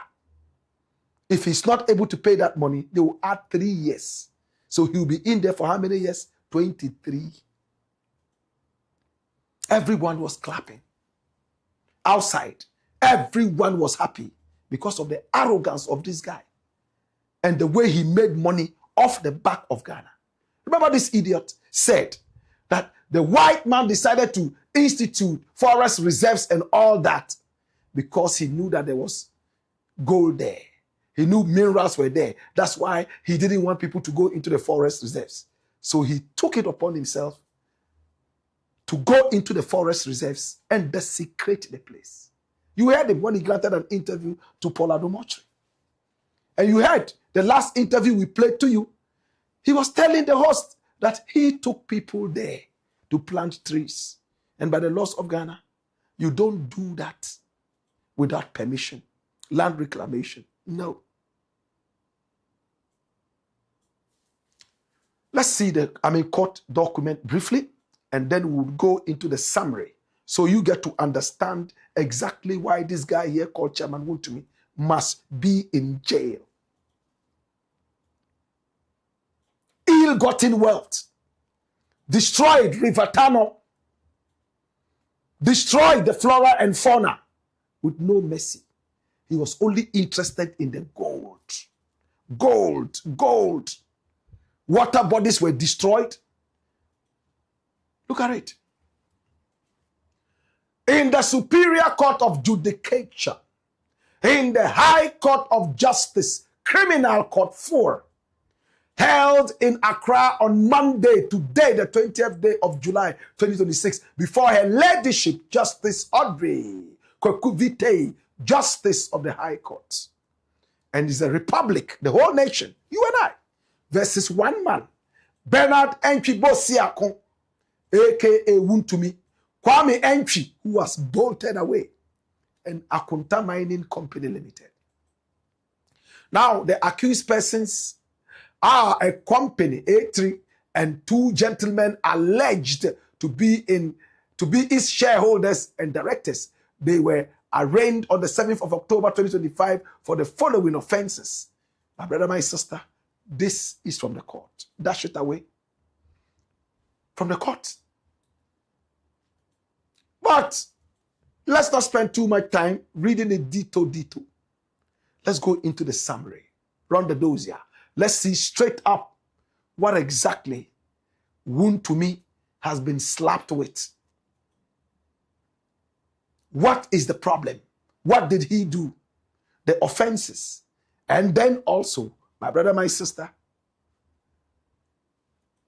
what has been slapped him? Watch this. Now, the landmark ruling delivered by presiding judge Justice Audrey Kwekuvite concluded a highly publicized criminal trial surrounding illegal small-scale mining galamsey operations in the protected forest reserve enclave of Samaboy. Now, the prosecution, led by the Attorney General's office, successfully proved that Chairman Wontumi and his firm, Akunta Mining Limited, flagrantly breached Ghana's mining laws. Flagrantly, intentionally breached it, clearly breached it. The court found him guilty beyond a reasonable doubt on counts relating to, and watch them, unauthorized assignment of mining rights, transferring or allowing others to exploit mining concessions without the mandatory approval of the sector minister, purposely facilitating unlicensed mining, actively enabling individuals to undertake illegal mining operations inside the protected Tano, Nimri, and Samaboy forest zones, according to the BBC. Now, the convictions were secured under the heavily amended Minerals and Mining Amendment Act 2020, Act 995, which mandates stricter custodial sentences for galamsey-related offenses. Wontumi was handed a 20-year prison sentence on each count, which will run concurrently. The politician was slapped with a personal fine of 10,000 penalty units, an equivalent of 120,000 Ghana cedis. His company, Akunta Mining Limited, was separately convicted and fined 15,000 penalty units on each corporate count. According to journalists present at the court, Wontumi initially entered the courtroom smiling, but his composure faded drastically as the judge began reading the heavy judgment. And we were there, and we saw it. He was shivering. His legal team, headed by Samuel Atachia, strongly pleaded for mitigation. They argued that the 50-year-old was a first-time offender, a married family breadwinner, and a major employer whose business collapse would leave hundreds of Ghanaians jobless. Although the maximum legal limit for these offenses is 25 years, the judge held firm on a punitive 20-year sentence to serve as a deterrent against environmental degradation. This is the BBC. My brother, my sister, dash. Come here. So this is Chairman Wontumi. No tears for Chairman Wontumi. And to Atachia, come here. Bring him. Atachia. My brother, my sister. Atachia is this lawyer. He tried to do everything possible to rescue Wontumi. But he failed. There were some people on this platform who said he's never lost a case. Go back and read about him. He has lost this one, in addition. And he said something interesting in court. He said Chairman Wontumi is a first-time offender.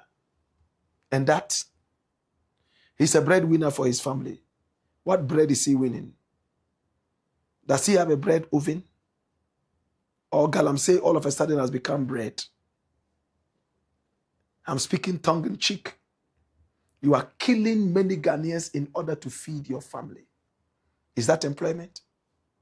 Meanwhile, the president of the Republic of Ghana, Nana Addo Dankwa Akufo-Addo, when he was confronted with the facts from Professor Kwabena Frimpong Boateng, that Chairman Wontumi was engaged in Galamsey, because he was a financier for his party, what did the president say?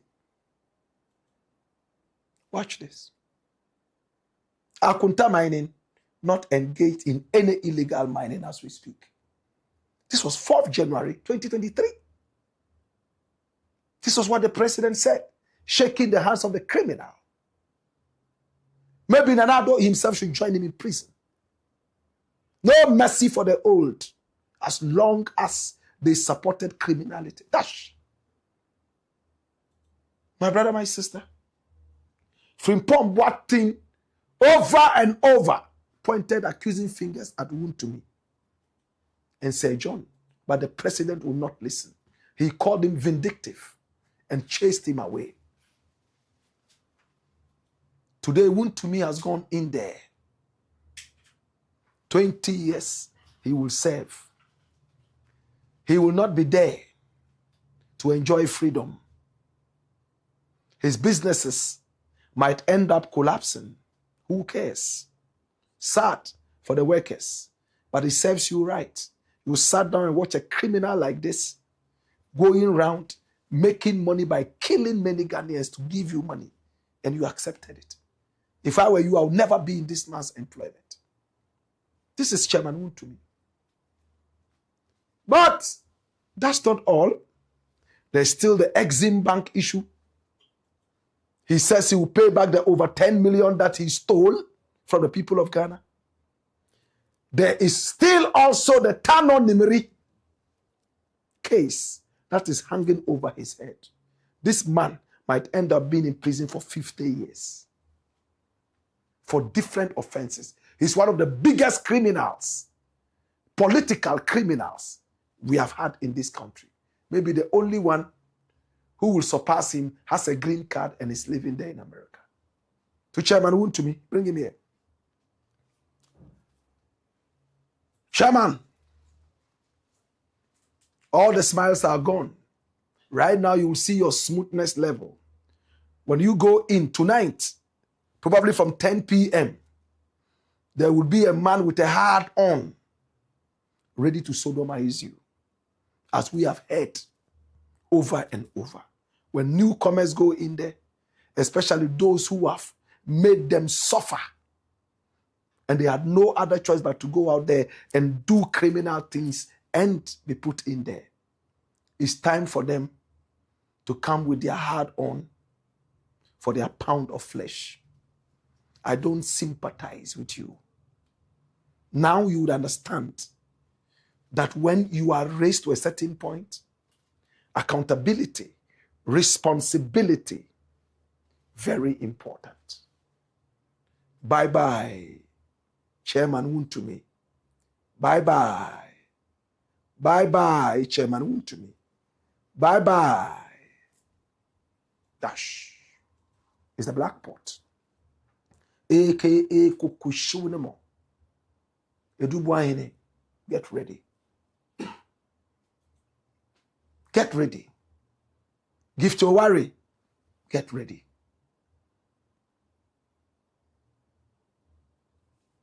Miracles ABOAGYE. Get ready.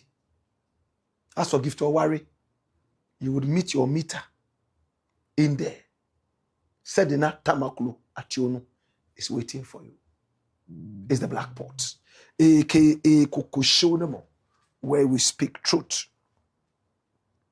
to power. Story number 5. Watch this. General MOSQUITO vows to fight MAHAMA'S third term campaign. Mahama has made it clear that he's not interested in a third term, and that Ghanaians gave him only 1 term, and after that 1 term, he's done and he's going. Watch this.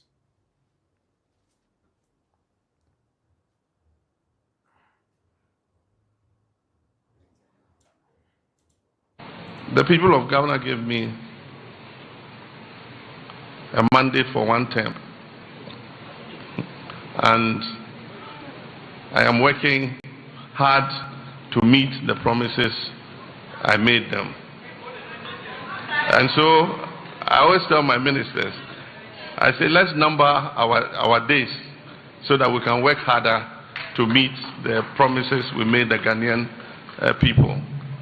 I note that people have gone to the Supreme Court seeking interpretation of the clause that governs the tenure of the president.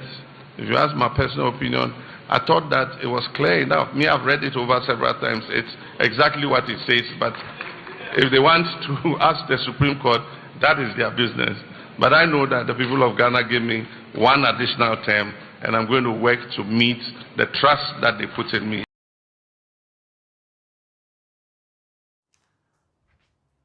Mr. President has made it clear that the people of Ghana have given him 1 term, and he's going to work very hard, finish the 1 term, and go away. Listen to what the president said. The people of Ghana have given me 1 term. It does not mean that if the people of Ghana come again and say, Mr. President, the Supreme Court has interpreted this and has said that we can give you another term, he won't accept it. He didn't say that. Did Mr. President say, and help me understand, that if I am given a 3rd term, even by the Supreme Court and the people of Ghana, I will reject it because I am tired? Did he say that? That is what a lot of NDC communicators are peddling around. That Mr. President did not say he is not interested in a 3rd term and is not ready for a 3rd term and everything is finished. The accounts have a saying that in other words, if a man is dancing so well, continue to beat the drum. Don't take me serious. That's not what it means. It means if you are climbing a good tree, a tree that has good fruits, you will have a lot of people pushing you because they know what benefit they will get when you reach the top. In other words, if a man is dancing so well, why do you stop beating the drum? After all, you are enjoying it. KWESI PRATT has made it clear that they will resist President Mahama going for a third term no matter what. It looks like it's the same thing that is being peddled by some other members of the NPP who are aligned with General Mosquito. There's a gentleman who is a known member of the NPP, right? This guy. And he has come out to say something interesting. What has he said? Asiedun Ketia would lead opposition to any third term bid by Mahama. And this is an NPP communicator. As to where he got this from, it is what it is. Atik Yakubu, we all know Atik, don't we? A member of the NPP communications team has claimed that National Democratic Congress National Chairman Johnson Asiedun Ketia, aka General Mosquito, will be the leading voice against any attempt by President John Dramani Mahama to pursue a third term in office. Now, speaking on a panel discussion on Joy Prime TV on July 18, 2026, Yakubu said that any resistance to such a move will likely come from within the governing NDC rather than from opposition parties. The NPP communicator alleged that Asiedun Ketia would strongly challenge any decision by President Mahama to seek an extension of his presidency beyond the constitutional two-term limit. This is what Atik said on a program on Joy Prime. My brother, as to where he got his intel from, it looks like General Mosquito is so much interested and he will not back down at becoming president. A third term by Mahama would delay his chances. And according to Atik, he would fight it vehemently. You don't need a prophet to tell you that he has ambitions. Many have told him, Chairman, you are like the father of the party. Stay there. You are more powerful than the president, the party. But no, General Mosquito wants to be president of the republic. Many have said it's not a presidential material. And his fans have always asked, what does a presidential material look like? What's the color of a presidential material? Was Mahama a presidential material before he became one? My brother, my sister, this is General Mosquito. Is he going to fight Mahama's third term? Is Mahama's third term necessary? Many have said that he's doing so well. Why won't he leave when the applause is loudest? Others have also argued that if he's doing a good job, unprecedentedly, why won't we push him? Should the Supreme Court come out and say, oh, Mahama can run for a third term, should he do it or should he not do it? What do you think? Time and again, we have said it, that the national duty is paramount. Let us all work very hard for our nation. At the same time, let us respect the Constitution. Mahama says he respects the Constitution. He has read it over and over and is clear that his tenure of office ends. And when it ends, he goes away. Some other people have gone to the Supreme Court. They want the Supreme Court to interpret. Does it mean that Mahama cannot stand again? What do you think? Should he leave when the applause is the loudest? Or do you think that his own party would sabotage him, even if the courts give him the chance to run for a third term? Do you think that, oh, but Mahama, all other presidents have gone for just 2 terms. Your case is a unique scenario.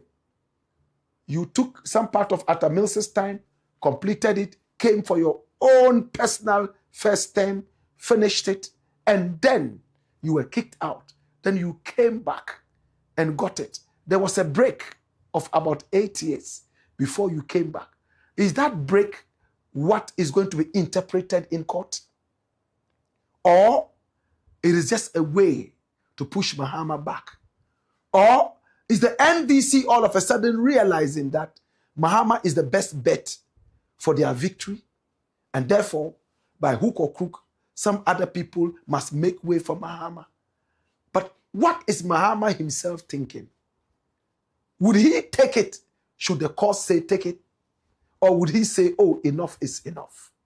Please, even though the courts have given me the chance to take it, let another person benefit with the so-called third term. We are asking questions in this edition. In the next editions, we will go brutal. It's the Blakk Pot, aka Kukushodemo. And here we speak truth to power. Story number 6.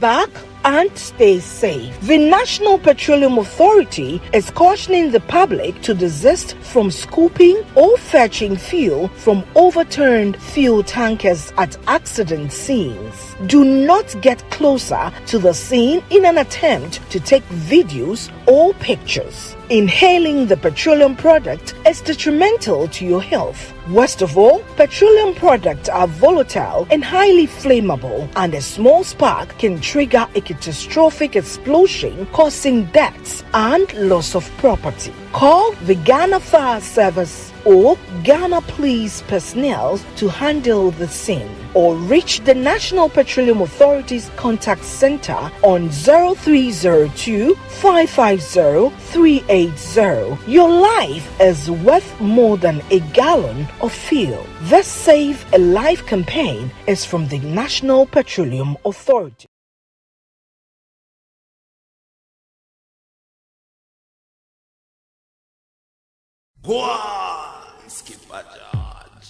Blakk Pot.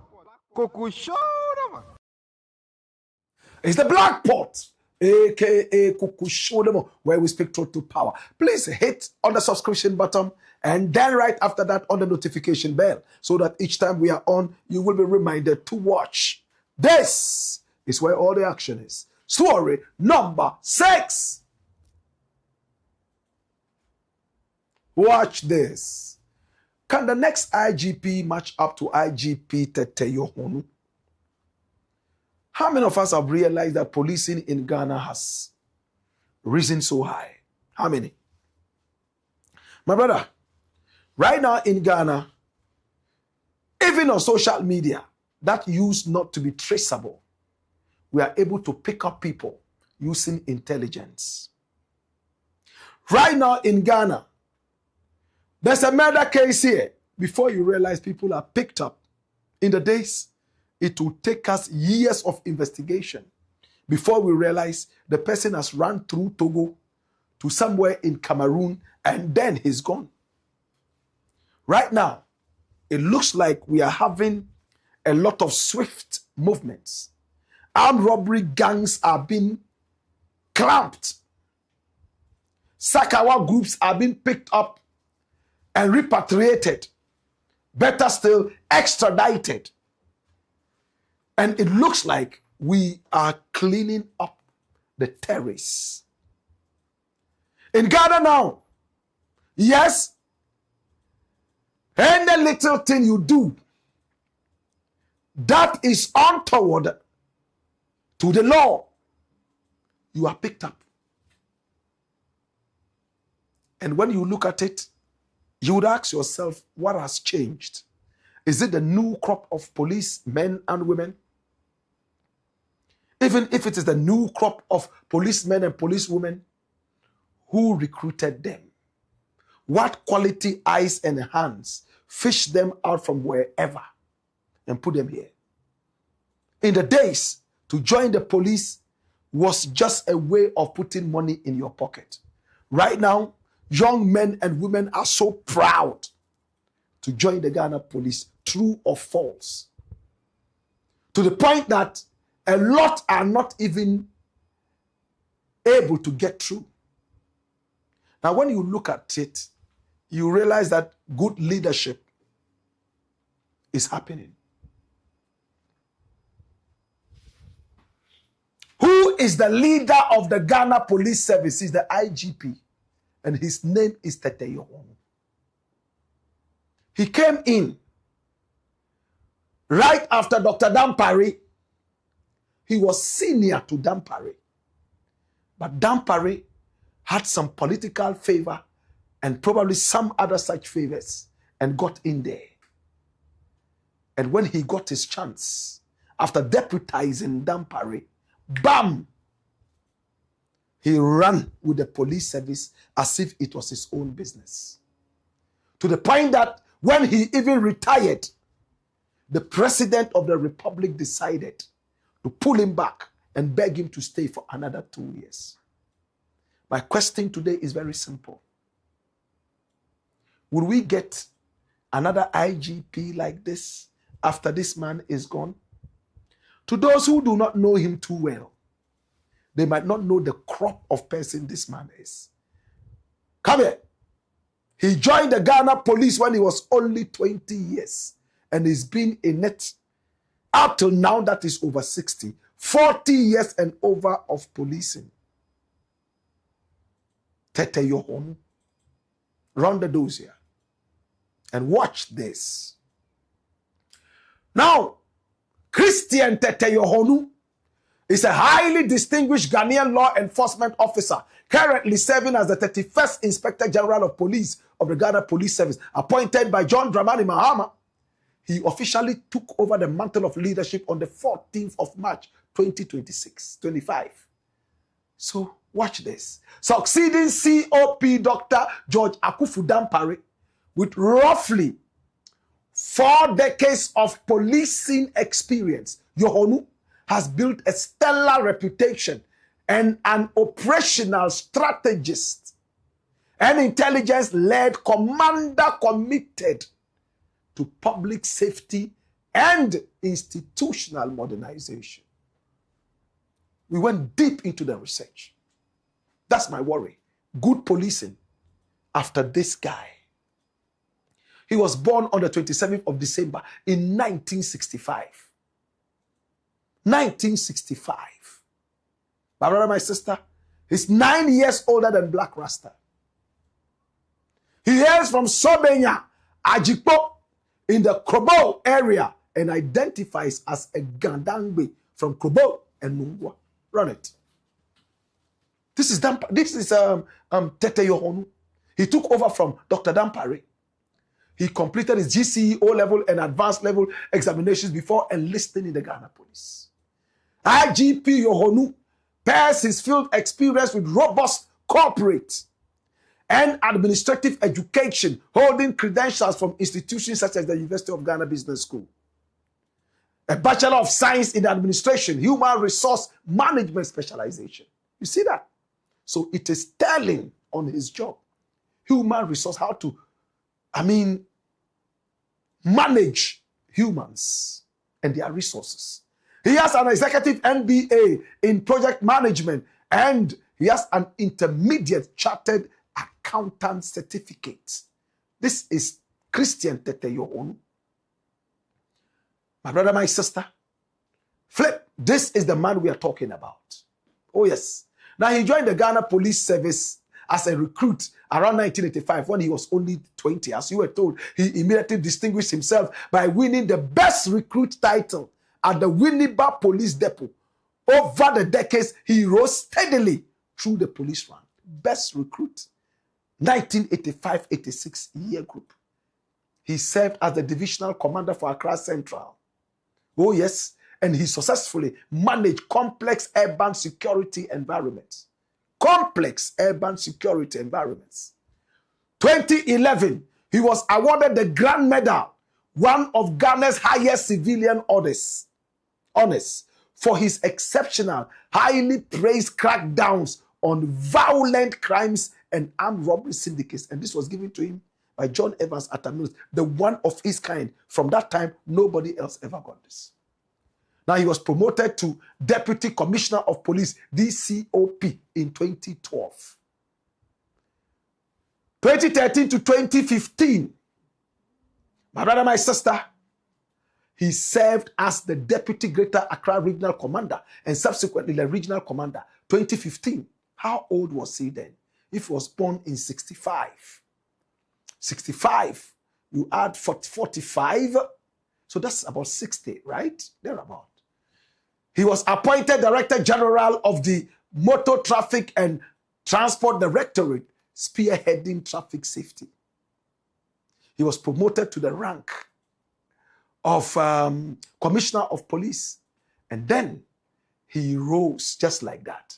And then in 2024, July, he was appointed by former President Akufo-Addo to the office of the Deputy Inspector General of Police, DIGP, in charge of operations. He went through a lot of frustrations under his former boss, Dan Parry, at the time.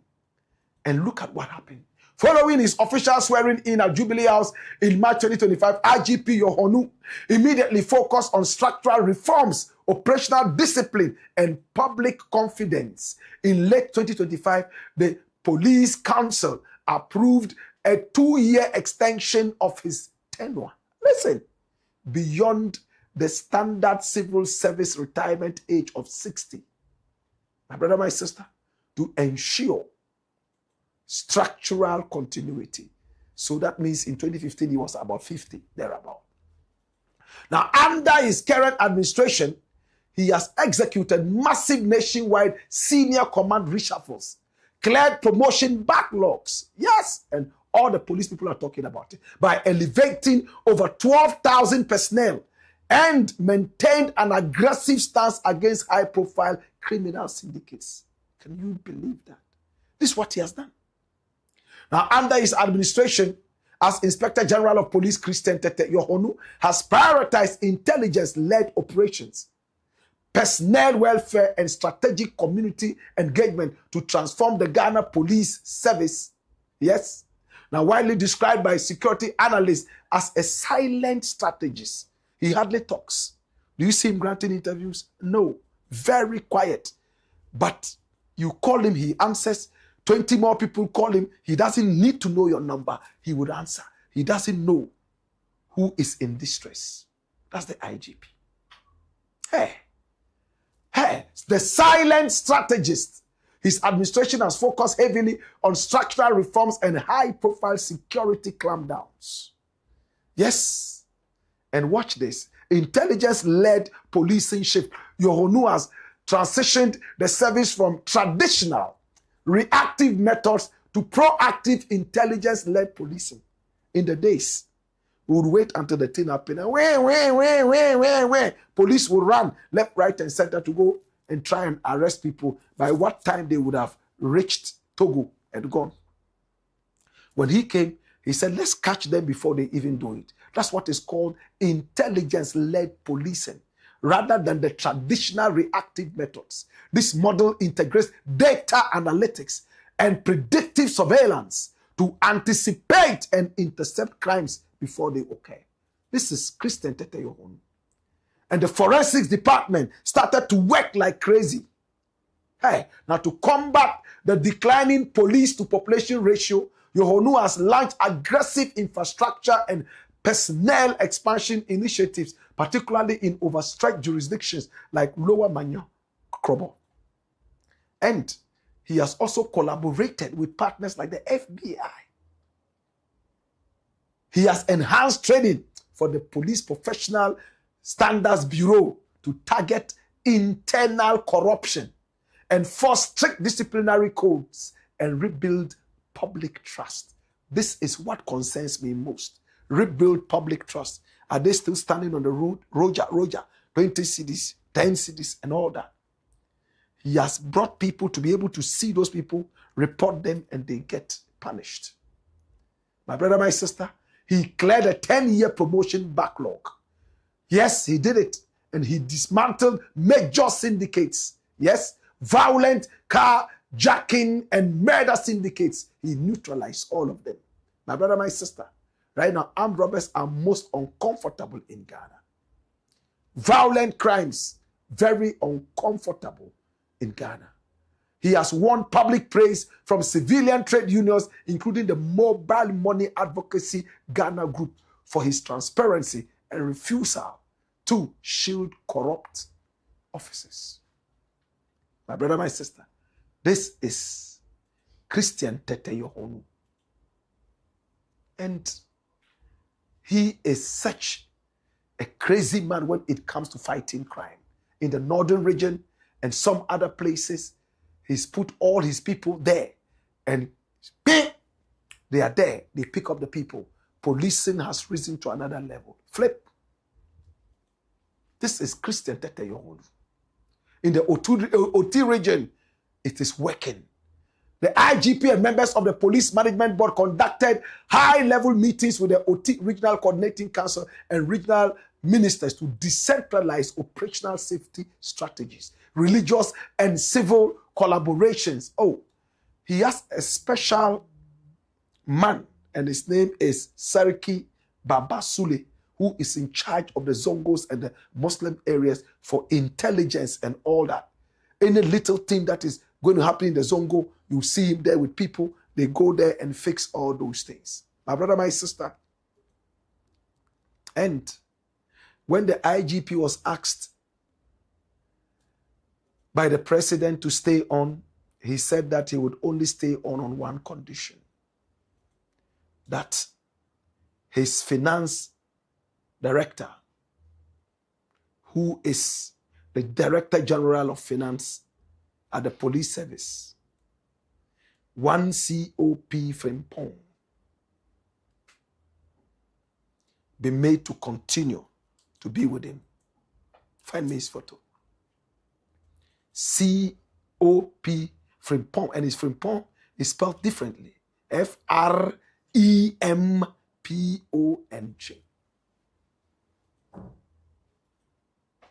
He's also supposed to be going on retirement, but he pulled him back. My brother, the point I'm making is this. Two great men who are supposed to be retirees, they've reached 60. They've served the Ghana police for a long time. They have been friends for a long time. Met in the police service, worked so hard. It's time for them to go home. This is COP Frimpong. Very powerful accountant. Finance specialist. Humble and cool. He hardly speaks. He only speaks with his pen and the figures. IGP said, bring this man. And they stayed together. Look at the level of policing. I'm asking a big question. When the IGP leaves, who becomes the next IGP? Will they be able to continue with this? What training is going on to be able, because these people one day, even if the president extends their stay, again, they will one day retire. Even if they don't retire, they will die, even if it's after 200 years. What preparations are we making to be able to keep the policing to this point where criminals are so uncomfortable to stay in our country, where the police can be counted on? Look at the number of communiques flying on social media, police explaining things. Oh my God, I'm so proud of this country. Ghana is a beautiful country, and I want to see this go on and on and on and on. To the IGP and the Ghana police, we know that you are making a lot of value addition.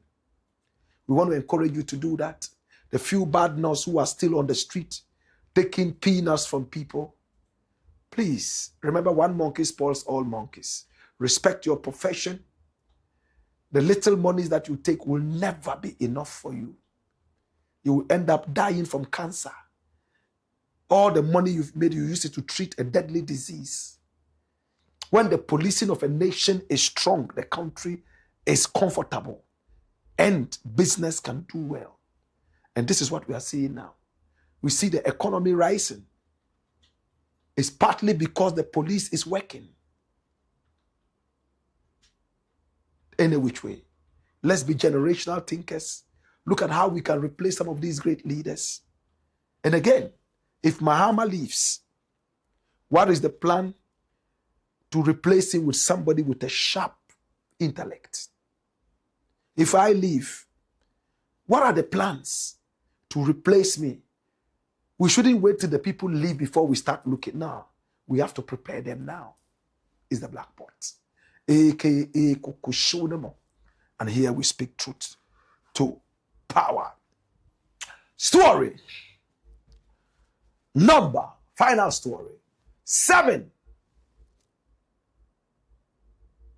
Watch this. Miracles, ABOAGYE runs to SHATTA. SHATTA movement for help. Miracles, ABOAGYE runs to SHATTA movement for help. He was in power for 2 years at the interministerial what for decentralization. My brother, my sister, and it was alleged that he stole and laundered and misappropriated 55 million Ghana cedis. This guy here was born in 1985. He's about 40 years old.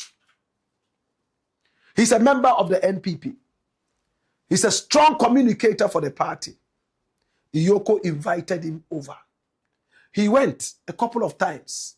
And when Iyoko was so sure that the investigation was watertight, decided to put him on a no-flight list. He succeeded in flying out before it was activated.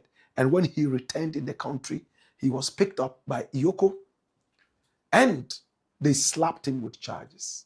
Whilst he was at Iyoko, we were told that he was begging because his own accountant had already confessed to the stealing and had even started to pay back some of the money to Iyoko. But all fingers were pointing at him. Even with the accountant begging and pleading guilty in one way or the other and paying, members of the NPP still hate the road. They paid a few riffraffs on the street to cause mayhem. Then they also went into the ghetto and picked up some other people, hungry people, paid them 150 Ghana or promised them 150 Ghana to also come and join the campaign. A lot of them came up on the street. They didn't even know why they were there. Some of them just said they were there for the 150 Ghana cedis to go and eat banku. That is the level of degradation politicians can lead us into. Yet, when this man was allegedly stealing the 55 million, He hardly even knew the road to Nima. He hardly cared about the ghetto youth. My brother, my sister, a few of them were interviewed. And you have heard this over and over. But let us refresh your memories. What happened on the day when they were interviewed? Watch this. I didn't know buy. Okay, more fear number from the demonstrations in Brana. Me Okada people for no. I'm not my friend. Yeah. Bana maban mu ye wia you was scared be mamu ana say. Omo to fu e ma e no mo wie so no omo so meche coins kakra. Coins no sa kan de. This e do fiat na me sabe kam coins. And then me sa kam coins na be kuna video. We omo so be ma 1515. 1.5. 1.5 ja obi nya bi unya obetuma twa benku bia any minya. We will not be silent. We will not be silent. I see they say the boys there here. Everything there here. We will do something nice. We there here. Yeti share yemi abema ya cheno nti. Antini ya waha. Yes, government say Mama bibia nya asomdie. Ze opeja na ma ya ntini ya waha say. Na de nti na usu say ya cheno ma shiawa. Ade de nti nchire. Na woni di ba for ni to be honest, the Africa Graba or Yapiniba. International one bomber. Yabas, Yababa, the big Janama. After wash, death of parents or madam. Make us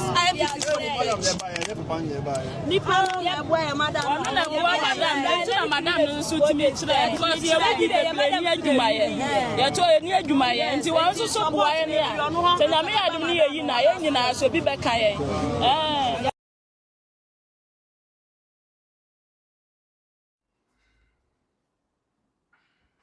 You see the mentality. He used to give us sanitary pads and washing soap. And now that he's been arrested, we have to come and fight for him to come out. They are not interested in what he has done.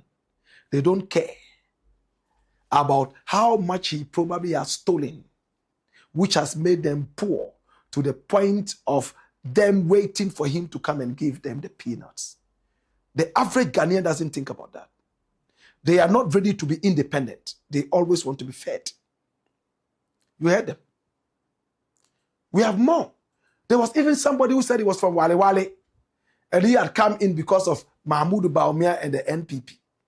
And that Raymond Acha had been arrested and was there, and he was there to fight to have Raymond Acha released. Yet Raymond Acha is the head of YOHONU. Yes, he didn't know. He had no idea. Watch this. Why are you here? I'm here. Look, if you see me, I'm from Wale Wale. Why are you here? Why are you here? We are here because of our team manager. We just want them to bring him out because we don't know what he do. Then they bring him here. Who is he? What is his name? Who has been arrested? Why? Who are you here for? I'm here to support Bawumia team manager, the gunman. I've been man presi, but because of Bawumia that I'm here. Do you know his name? The one who has been arrested. I don't know his name. Okay, I hear you are singing some song, Raymond Acha. Who is Raymond Acha? He's the one. He's the one who has been arrested. Yes. And we want them to bring him out. We want them to release Raymond Acha. Me, what I just know is they just want to weak our body for us not to come out and do politics on 2028, and it will not happen. So you want them to release Raymond Acha for you? We want them to release Raymond Acha for him to send him house and come. That is what this brings me. You really know why you are here? These are the people who will vote, and we have millions of these people who know nothing. They are those who are going to choose the next leader because they are in the majority. It's pathetic. Pathetic. Some people support just because you belong to their ethnic group. Well, So, Miracles ABOAGYE was said or alleged to have a mansion right there inside Latte. Some other buildings around Accra and beyond. Yoko has taken him round to identify some of those houses and so on and so forth. And then he was released on bail. And when he came out on bail, he went straight to Nima. He entered Nima into the ghettos. I'm sure he's seeing those ghettos for the first time. They took him around. He stood on a car and he showed them SHATTA movement. He knows that. That is the dominant force in that area. That was where Shatta Wale began. The SHATTA movement and so on and so forth. So he is there using the brand to be able to win sympathy for himself. And by the kind courtesy of Ghanaian Times, look at what's happening there. And all the people there, sadly, they are not even bothered, some of them, about how much this guy has probably stolen. All they are interested in is that he is there to give them something small. Let's listen to some of the things that he's telling the people. Watch this. What the video guy did? Get to youth.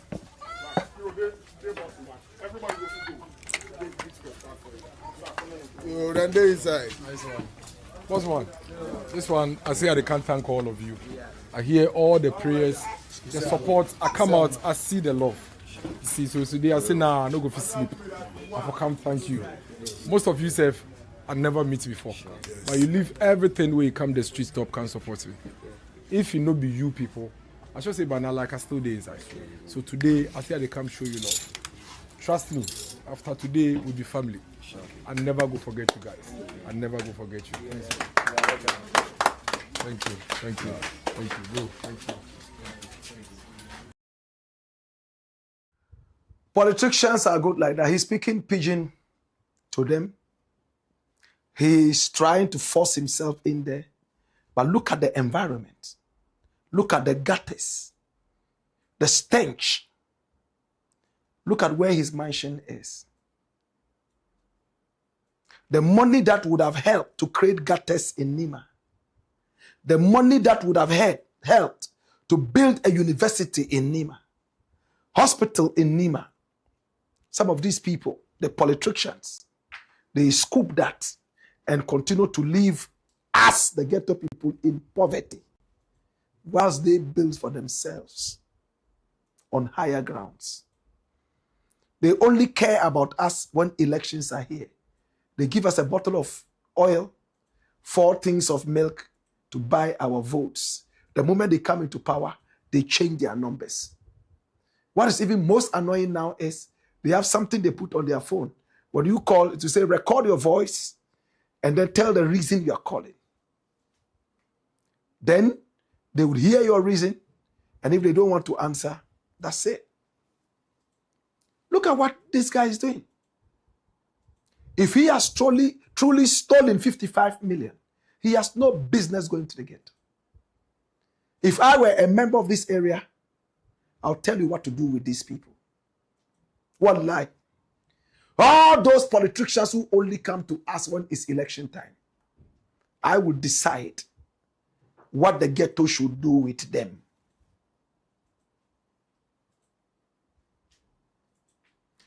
A man who only remembers you when he's in trouble is a bastard.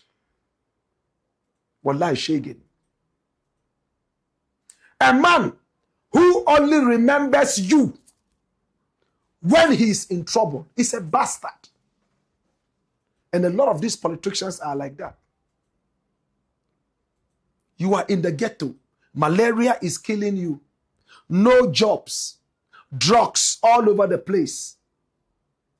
They will never come. They are building their mansions elsewhere with the money that should have come to you. And they come there and start. They will get 1 or 2 other members from your community that they have given something to. Wallahi wanga mutumi muneo. Allah kwa wanga mutumi mune. Allah kwa kaganga inganga. Wallahi yechi. Wal mu dukanga ya help mu.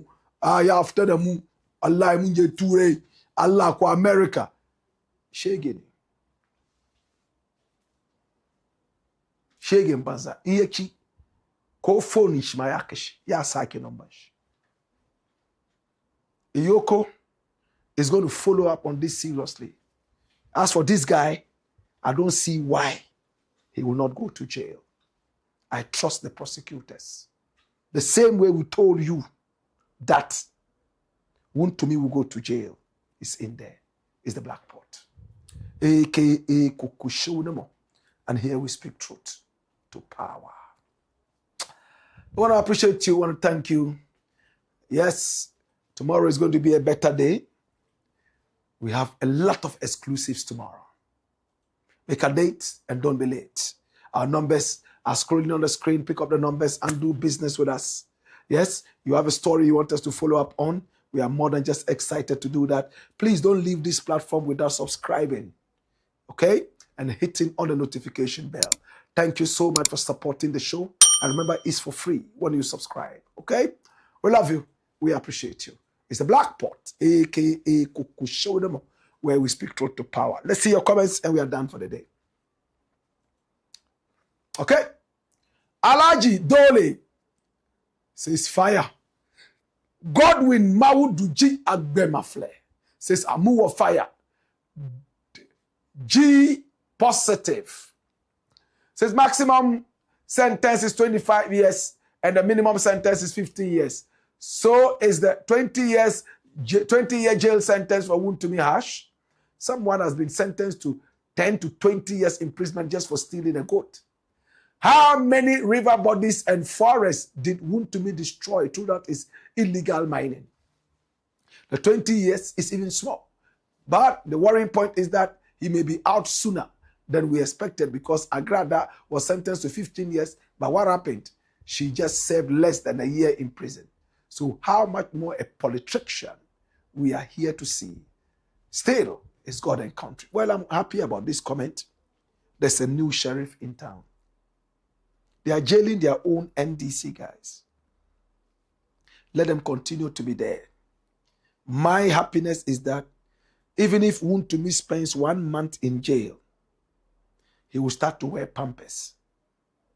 And that is good enough, at least. He has been so comfortable, and these politicians are like that. So comfortable with easy life, criminal life. When they go in there, they start to deteriorate because they are not used to the hardship we are used to. I'm telling you, my brother. I can sleep anywhere. Wallahi, in the gutter, I can sleep. Anywhere, I'm used to that.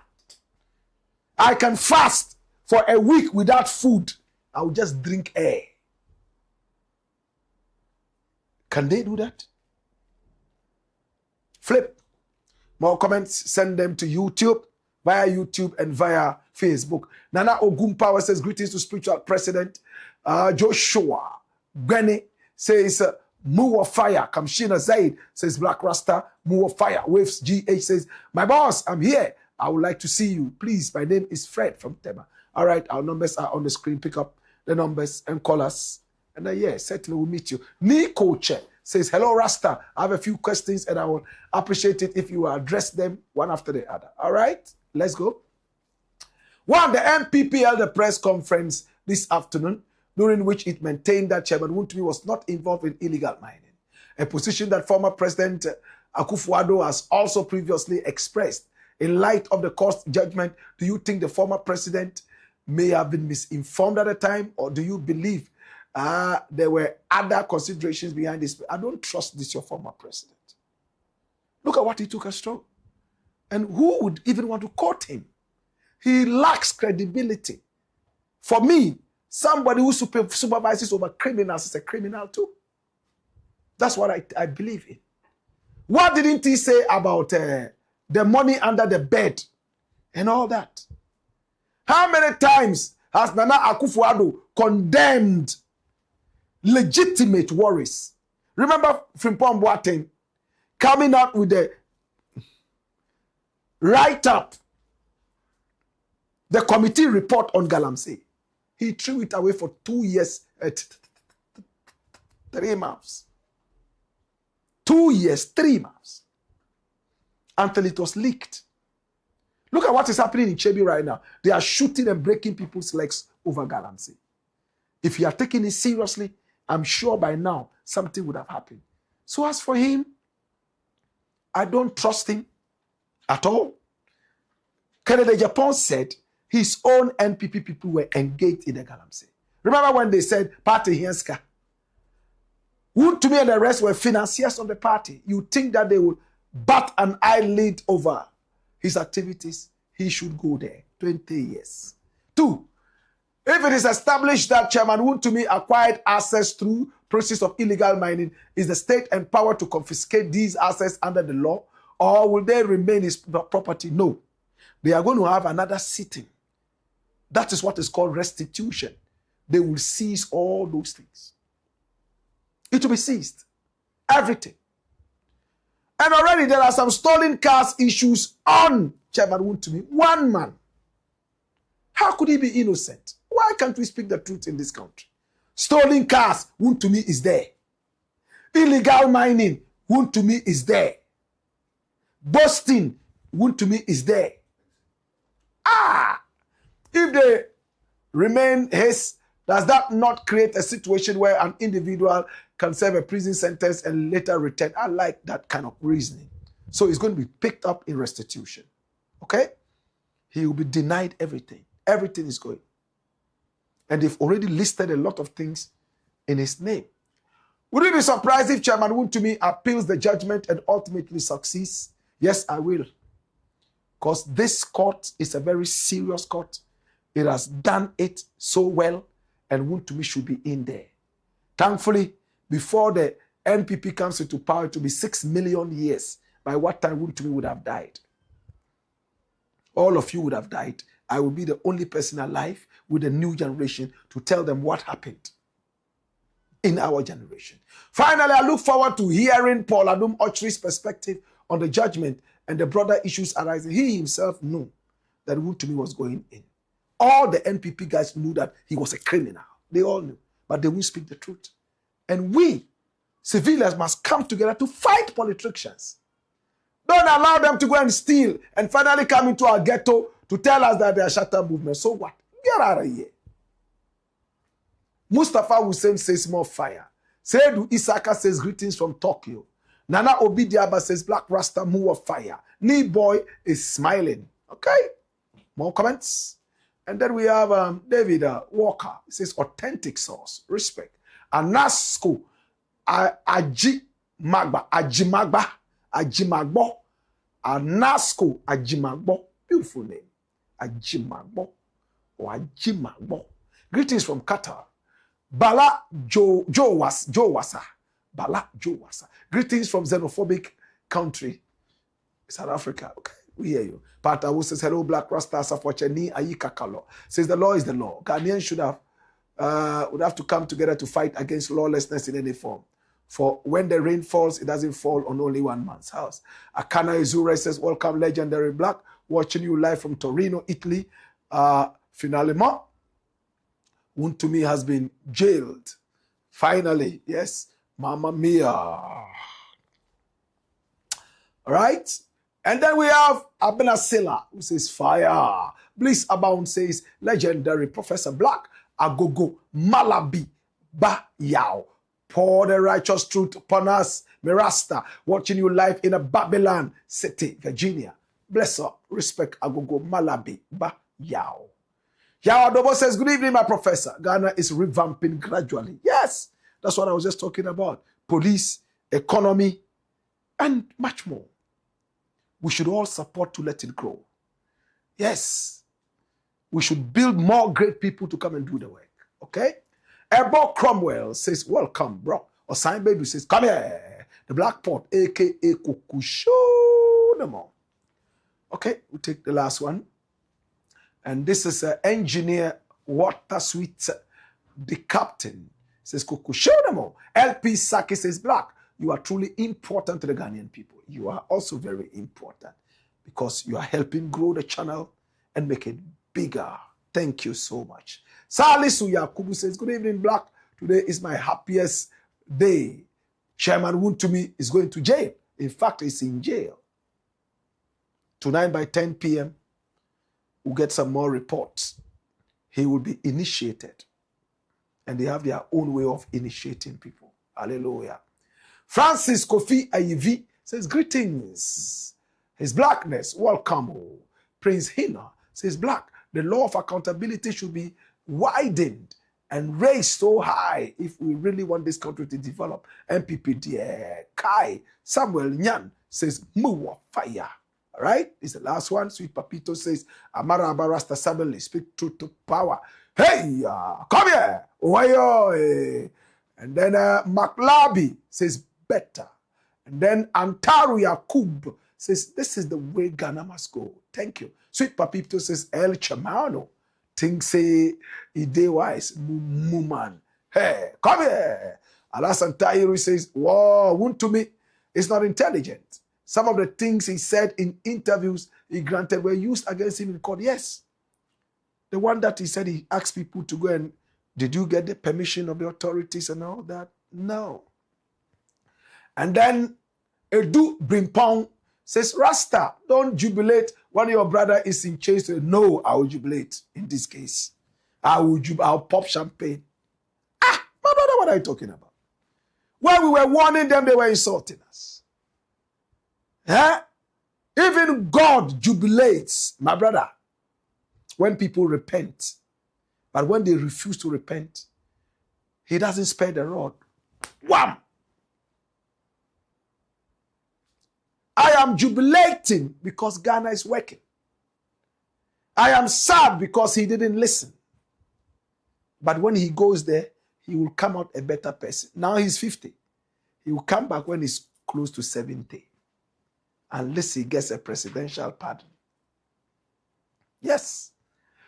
Today is WONTUMI, tomorrow it may be you. Well, if it is me, no tears for me, wallahi. If you hear Blakk Rasta has embezzled money, Blakk Rasta has stolen this, brooding this, once it's not political and it will be proven beyond all doubt, you will go to court.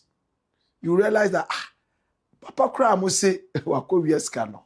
We share the account mu cry say only 2,000 cry. Let's get all the share. I'm speaking tongue in cheek. You understand? Our prayer is that God should bless us. We should be able to show that this is the work I did and got this. This is what I did and got this. And when I got this, this was what I used it for. I went to Nima and built them a hospital. I went to Ashaiman. I built them a school. This is what I'm left with. One of my uncles died 4 years ago. You know what? He surprised the whole family. He willed everything he had to the Ahmadiyya Mosque, including his muta and tasbah, everything. I'll tell you the rest of the story later. Okay? Yes. Since WONTUMI's trial started, has Galamsey ceased, it doesn't matter. When he goes to jail, others will learn. They will get to know that they go to jail. So this kind of conversation, then in that case, let's let every thief go around and do what they want to do. So that we will not jubilate. So that if they catch 20 thieves in Ghana, thievery will not stop. So we should allow them to, no, don't reason like that, brethren. You are bigger than this. Okay? This is so low. Okay? I beg you, Edu Brimpong. This is the first time I'm seeing a comment from you. Please. But, well, it's good that you have spoken so that we can give you a response. We learn. Okay? We are not condemning you. We are all learning. All right? The NPP party needs to be disbanded. A cabal of thieves masquerading as politicians. Benklenk says justice is served. Foley Manasseh says, good evening, Blakk Rasta. Barima says NPP needs to be abolished. Wallahi, such a wicked party and people. Mohammed Banjaya 1 is laughing. Says fire. All right? At this point, I want to say thank you. I want to appreciate you. It's been a long day. And I want to believe that we've been able to serve a good meal right from the black pot, a.k.a. Kukushonomo. where we speak truth to power. I'll catch you again tomorrow, 6 p.m. sharp, and the action will continue. And from the World Cup, congratulations to Spain. Yes, and better luck to Ghana. Hey ya! Hey yo! Why yo!